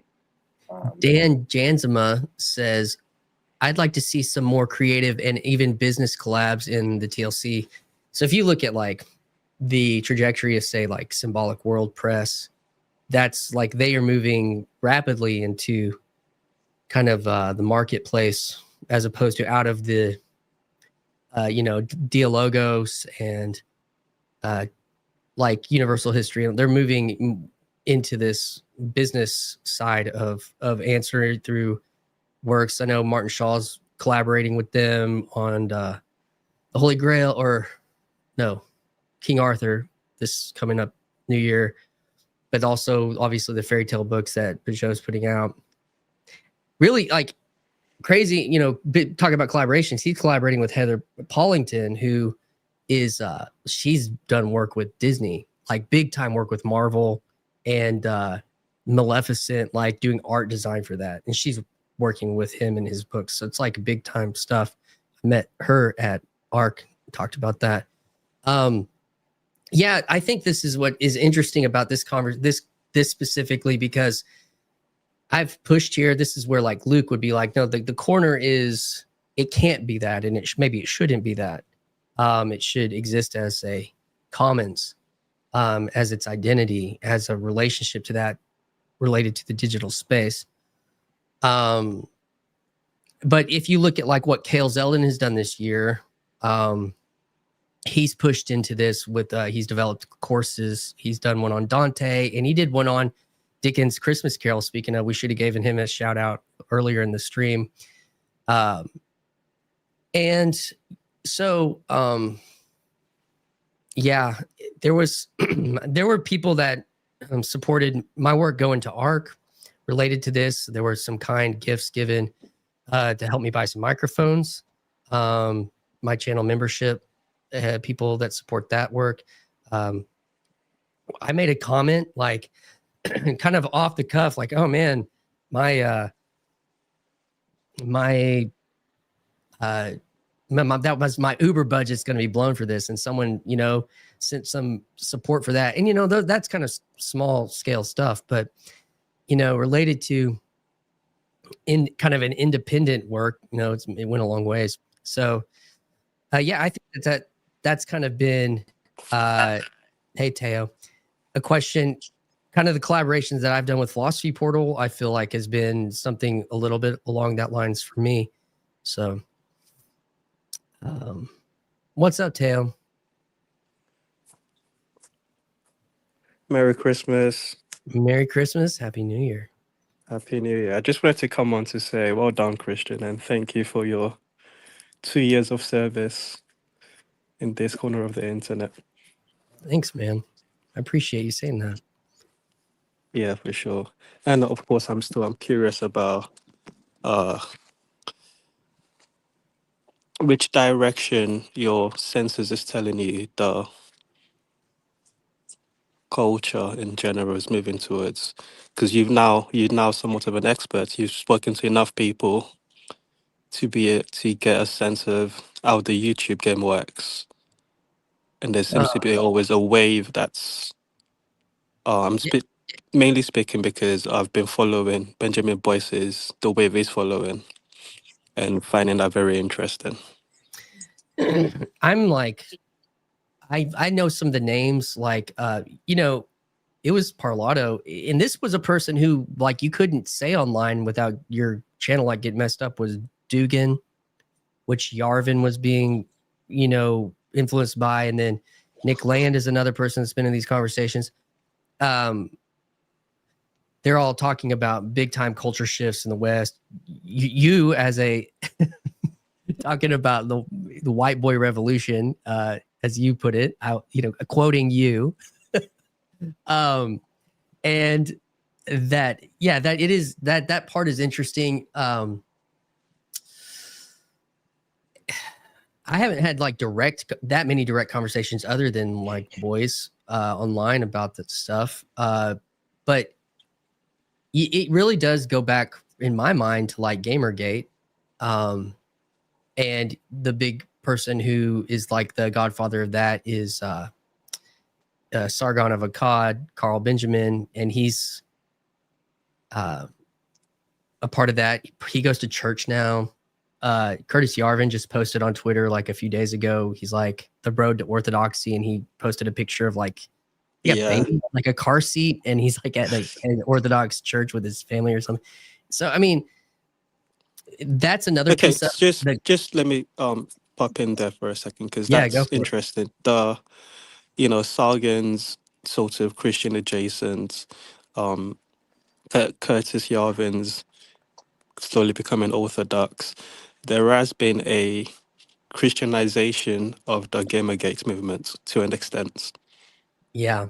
And I made that, and this is where like some kind of frequency, which I didn't know much about that until last year. I'd heard about it. I remember seeing Sargon of Akkad getting interviewed by like Dave Rubin, 6-7 years ago, but I don't know if I really watched it. I might have watched it, but the interesting thing is I had this sense as I was watching like the Gen Z folks like in TLC, and there being like a strong relationship to video games, that I knew. And I'd had a friend who's older than me that was really into Skyrim. And I made this comment when I met Joseph, who co-hosted with me tonight, on a live stream with Paul Vanderklay. I said, I think people want to go to church where they play video games. I think they want to go to church in Skyrim, or The Witcher or whatever. And I think there's some, and that's just like this relationship to iconography. I'm using that term broadly and a little bit about like memes, but that the power of this digital medium, there's like I don't remember who said it, it's like a McLuhan type quote, but that the digital is reclaiming or recapturing the medieval. And I do think that these things are very, very much connected, because it's becoming we're becoming visual and oral, not literal any as much. And so I think that's all playing a part. And the video game medium is the most immersive second now to which this would then tie into the fact that YouTube, because you asked this question specifically, but YouTube is pushing live. Hello, here we are.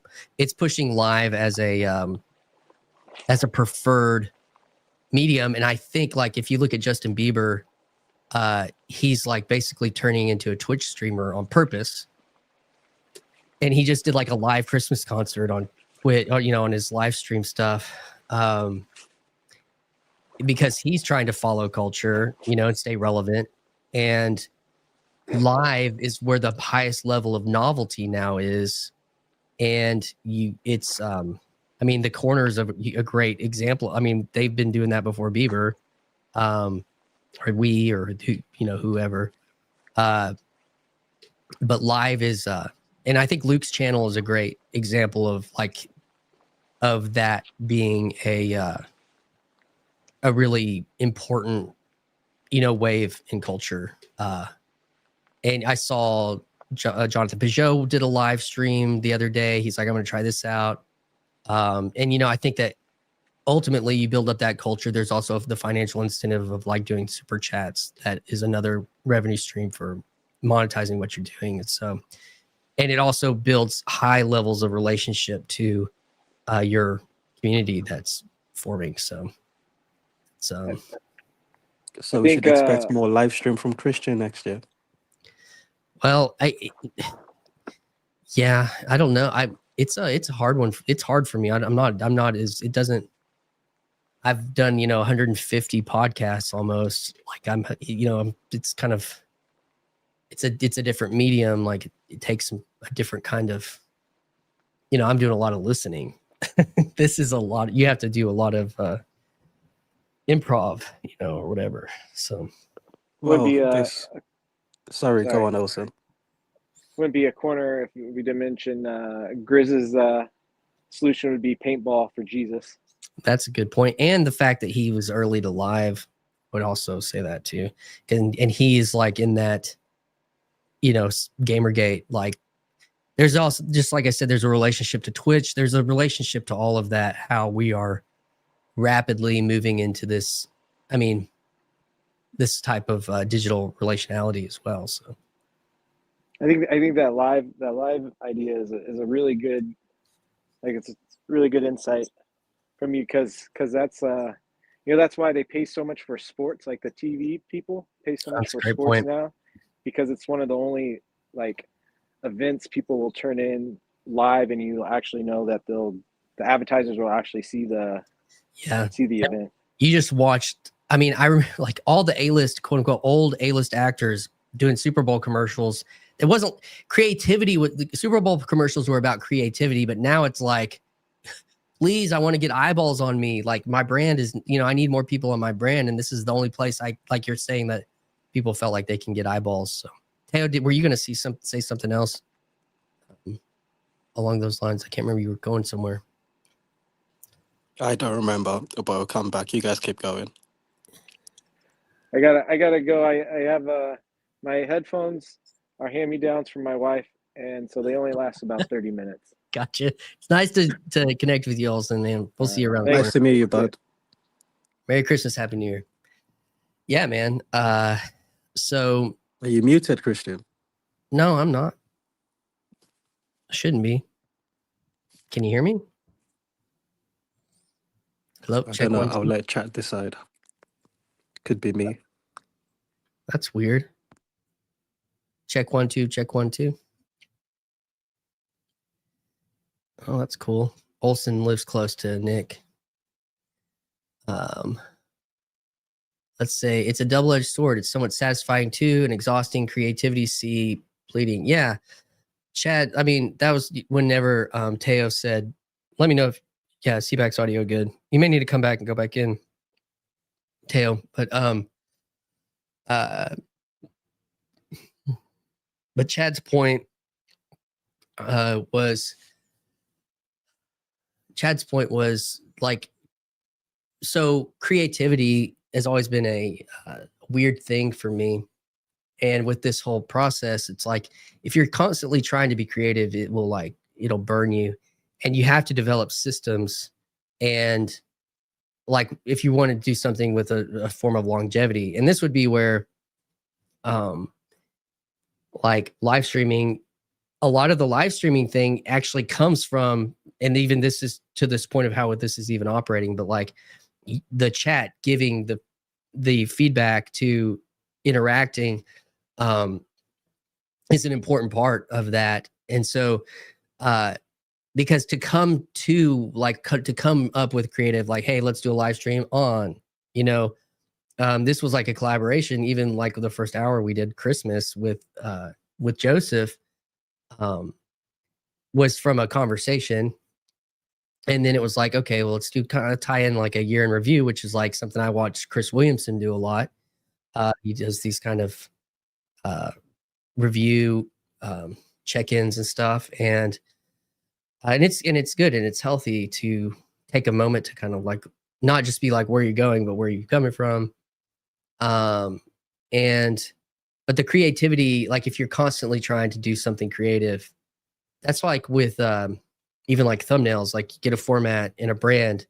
And for me, it's not like so much like I use like AI to make these memes, and it's not like that creative, but it ends up kind of being creative. But it's just like some of it's just pragmatic to kind of get systems that work and can help communicate something. And if you don't have a thumbnail team, you don't have, like, I don't know. So, which is a whole other question related to somebody talking about TLC trying, that's always the tensions. The guy who said, I'd like to see TLC do more business collaborations or all those kinds of things. It's like, it's the anarchists versus the, builders, and that kind of relationship in the corner that's present. And then there's the in between of that is because Paul is a minister, that there's an ethos of ministry that is within the corner. And a ministry, a true or a good ministry, is not a market. It's not a it's relationship based. And so that's where personalism comes into play. And so there's these tensions in the corner that are they don't have to necessarily be enemies, but they hold a tension in the space that's interesting. Yeah, my thumbnail team is my app and AI. Let's see, Chad said, and in an attention economy where there's not much money as primary currency, it's difficult when you help others bring the light. Light is the prime currency, mutual construction. Yeah. Yeah, it's a complicated relationship, and this one I'll probably have again with Luke coming up, but that's this relationship. I've talked to Cadell about it some too, because he, tried to do philosophy, but also trying to like make a living, or Jared Henderson talking to Paul about being a full-time YouTuber. And then like his, you're welcome, E. Olson. Now I know it's not Ellison, it's E. Olson. You're welcome. I'm glad you came on. And that relationship between like this, so it's like, say for this was like me and Joseph, like we're friends, and let's kind of do something fun. And this is interesting to both of us. But we can also play with the corner and yeah, all this kind of stuff. So, all of that is important. And how much of this is, a lot of people, or I say a lot, people call, Luke called me a tryhard. Other people call me a tryhard when I first started playing stuff. And it's like, for something to, I'm not at all the smartest person in the corner. I'm not the most talented, the most intellectual, like I'm like way far down, the most read, the most theological, like I'm way far down on like every list like that. But there's something that I do know, like whatever this industrious nature, or something that I learned when you work at a church, you do things every week, and you're constantly trying to, or you don't have to, but if you're trying to solve problems of inefficiency related to like a process, and people do this in their jobs, but when you're kind of like set to perform every week, especially with music, and you're doing it with a group of people, there's a lot of skills there. Building a database of songs that get projected, a database of practice tracks that people use, communicating to those people. Even social media is a part of that work. And so like a lot of that stuff is it's a skill, and it's something, and like anything, it's not about having. I was not playing any original songs on Sunday. They're all cover songs. I'm not trying to do anything original here. I'm just doing it, and I do what I see other people do. Chad's doing a podcast. I'll do some podcasts. Paul does, conversations. I'll do Chad calls it show and tell, and we steal from each other and all that kind of stuff. And so Merry Christmas, Chad. Happy New Year. And so yeah, it's like just that's been like, even in this last, I've done Monday release of the podcast was kind of just like building up even liturgies in your life. Like, well, if I can start working on this little thumbnail here and blah, blah, blah, and just like a system. And this is all, I think Teo, who was it, saying like YouTube process, all that kind of stuff. That's been part of it. And I think, Chad, to your point about creativity is, and this, like, it has its incredible ups and downs. And it's like, if you're trying for it to only be a creative outlet, that's like, it will overwhelm you, because we all run out of that, in my opinion. Yeah. No, I think it's like, the thing is, it's easy. I think it was easy to be kind of, for me, it was to be kind of idealistic and get out ahead of my skis, as far as like thinking that I could manage kind of like, I don't know, like how I felt about it, manage the expectations around like keeping it a hobby. That was a big thing. And then and so just for me, like, for people who don't balance well, and like, it's hard to, again, I think it's just hard to manage expectations. Like I don't know, I couldn't imagine it actually being a job. That would be a lot harder, I think. I think that would drive me insane. And maybe I was just like if it was like the only thing to do, that would be an insane thing to do, because then I would just be in it all the time. Like, if you're a single dude or something like that, I think it'd be doable. But yeah, it's too much otherwise. For me, it is. Yeah, I mean, that's part of what I was saying. Like, there's certain aspects of like how I've done this that were my job, is why I was like, there's where like people, if they were calling me tryhard, it's just like, I'm just kind of doing what I know how to do in a certain way, because that was like part of that makeup. And but there was the other side of it, which I actually took from you, and which was about like really considering the play aspect of it. And that's even like, that had not been a part of that for a very long time. Yeah. And I think like live stream for me feels still way more like this is like a play, I'm it's very, and the podcast stuff is kind of, really formatted, but like, but that's the tension there. And that's been, it's had its up. I have my own ups and downs with this type of stuff too. So, I mean, I don't know. Yeah, it's a good time. It's a good time, and so I don't want to be like too gloomy about it, because like, there's a reason why I think I'm stuck around, is that I do still enjoy it, but like, to yeah. And I think if somebody wants to really do this, like a guy like Grizz, I think can um like he has a way that it seems like he's able to navigate those kinds of the ambition, I guess, and he's like in such a way where he can do it, I think. Um, and I don't know. And so like for me, the play aspect, a lot of it was hinging on, and still is hinging on, being able to kind of like make something and give it to a friend, like whether it's the branding or whatever, like that's the best kind of play, I think. And It so is. showing up to a live stream is kind of like that, contributing something to it. Not so that, we can, but so that maybe you or Grizz can like maybe take it to the next level or whatever that is, if there even is such a thing.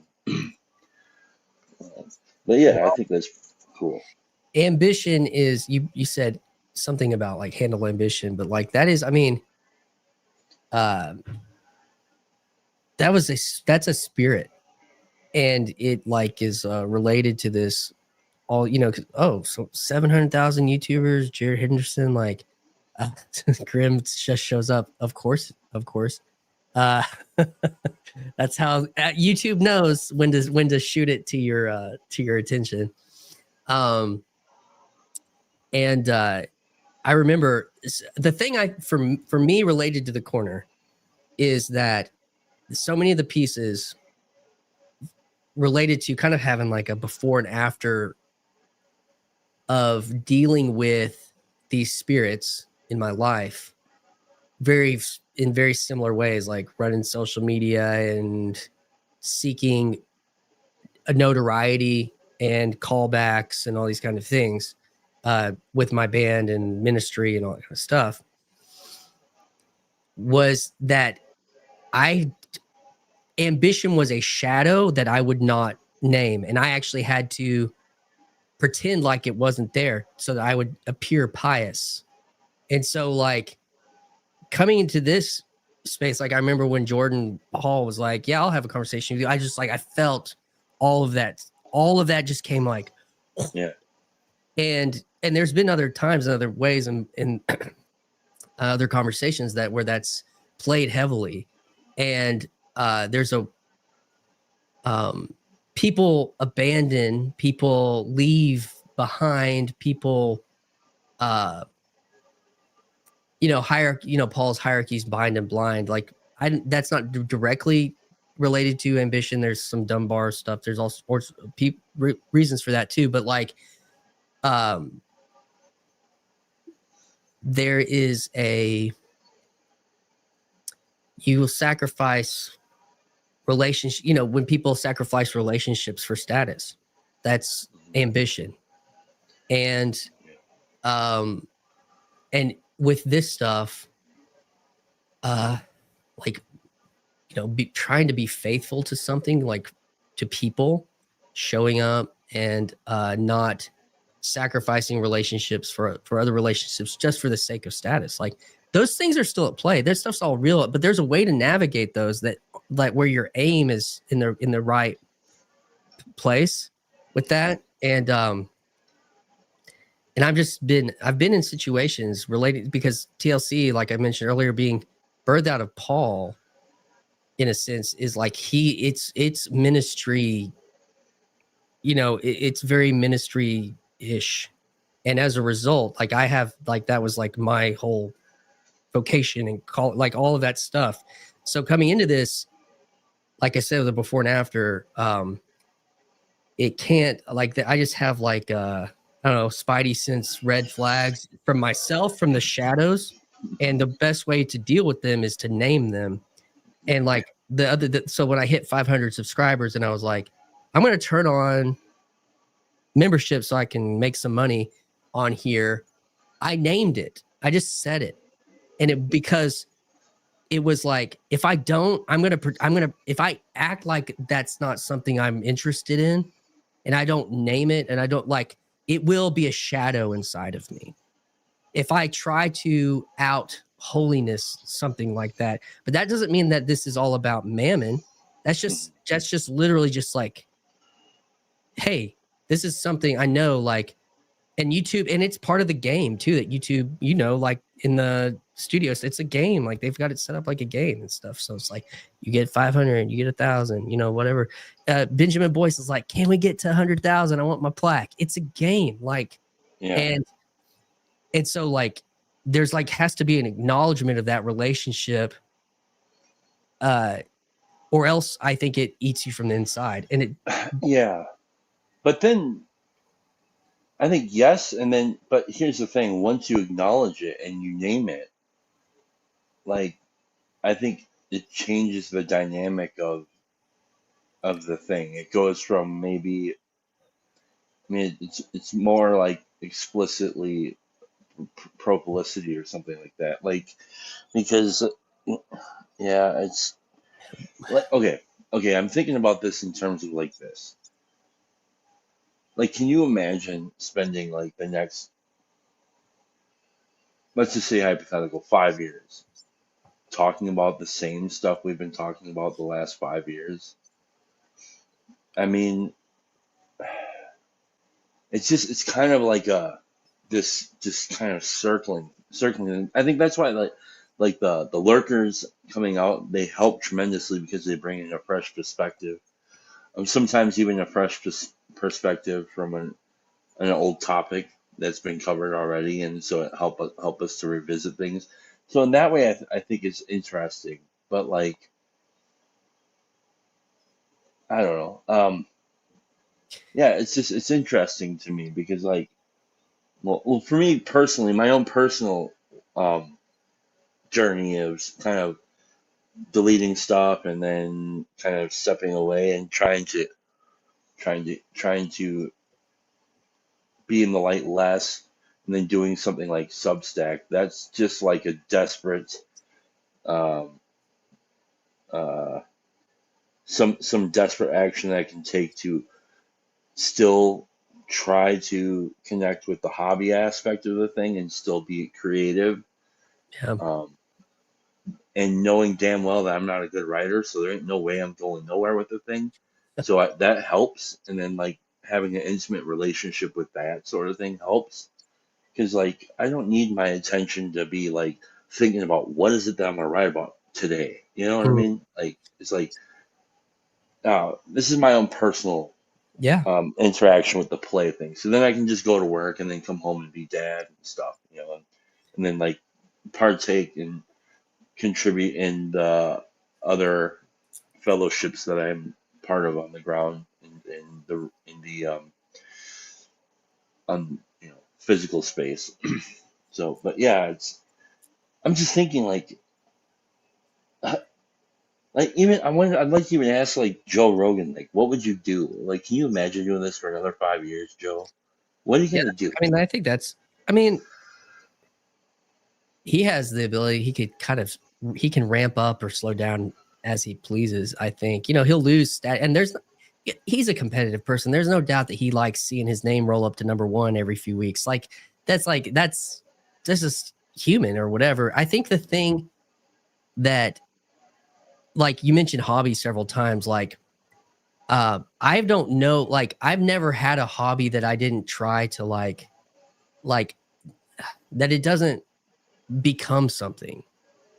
Like for me, a few years ago I got a motorcycle, and I was like that's when I started getting on. I made an Instagram for it, and I was like, oh, I'm gonna stick a camera on the front of this thing and share it. And I'm like, and the thing about it was like, but I had been off social media for a long time, and like uh you know, but I was like watching YouTubes, and there's like, oh, maybe like, oh, a community, and then it's like I don't. In your background with music, it's like the same thing. It's like that didn't. I mean, and it's tied to all sorts of things in your life and my life too. But it's like, it's hard for me to. I guess to say like, this is a hobby until it's not, and like that's really like how I view this kind of stuff. Is like, um, That's what's scary about it for me. yeah, well, I mean, and I guess I don't know. That doesn't scare me because I guess I mean, it doesn't. It should scare me maybe in a certain way. It doesn't scare me in the sense that because like I've had like, hey, I picked up a guitar when I was 15, and then that was my career, was like performing music every week, traveling. Like it was like that was how I made my living for a decade, and so it's like I don't know how.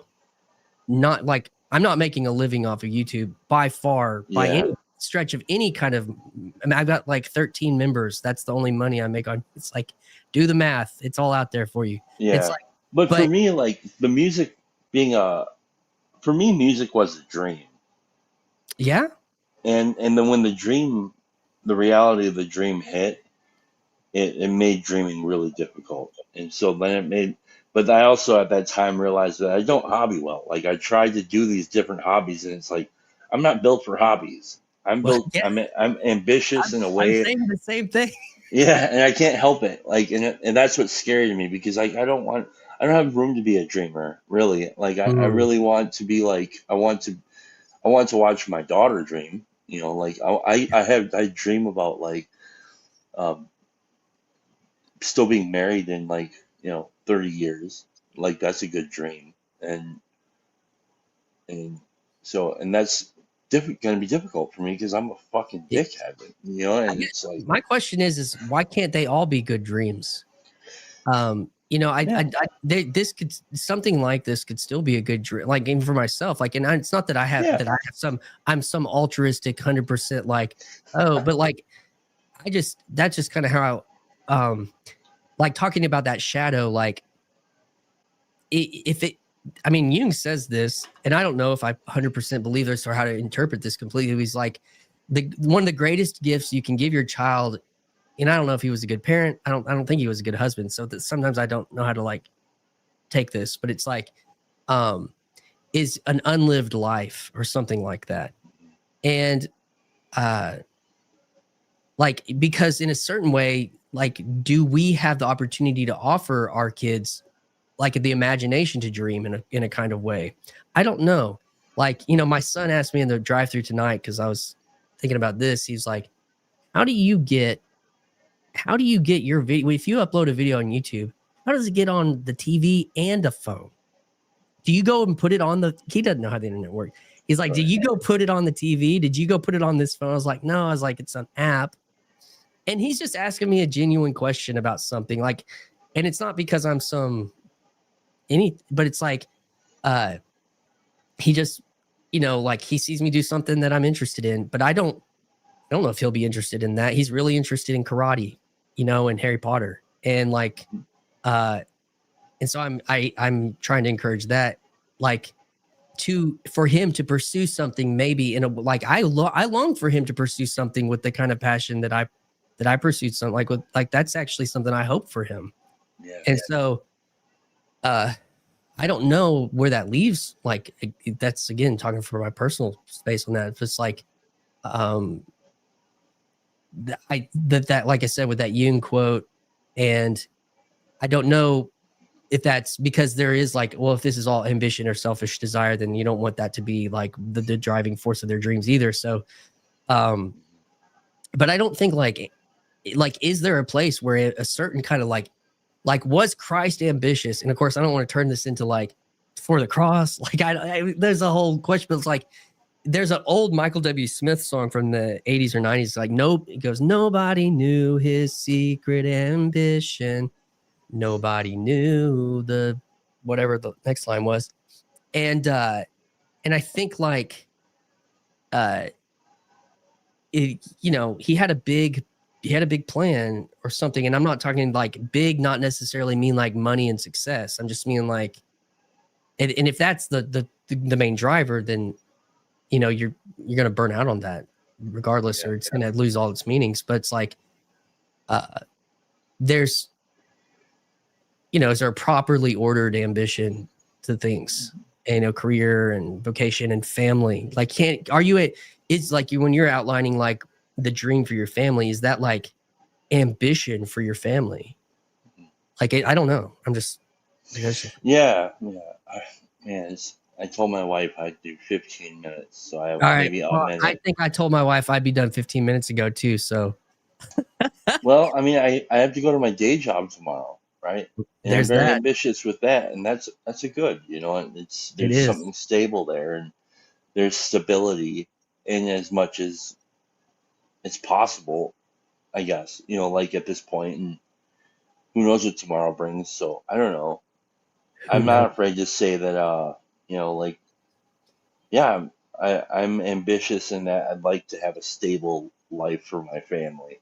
Well, And, you know, that's good. I think that's good. that is good. All right, man. Well, ambition for a stable life with family. I'm glad you came on. Happy New Year's. Merry Good to Christmas. see you, man. Too. Much love. Happy New Year's. Merry Christmas. Everyone still hanging out. Thank you for coming on to this live stream of Year in Review, Christmastide, co-hosted by Joseph and virtually not alone with people here in this good corner of the internet.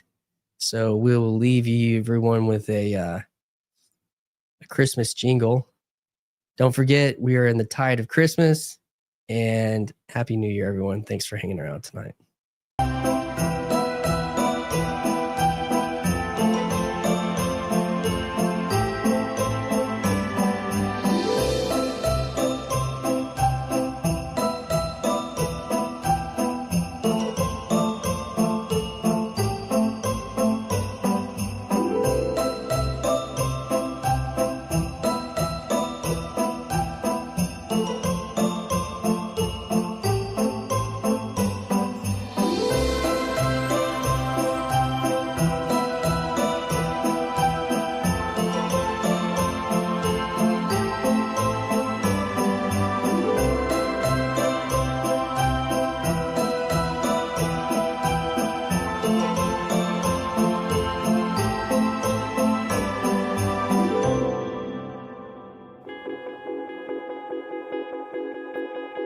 Hi, this is Christian Baxter, and you're listening to Yours Truly, a place we go to think out loud.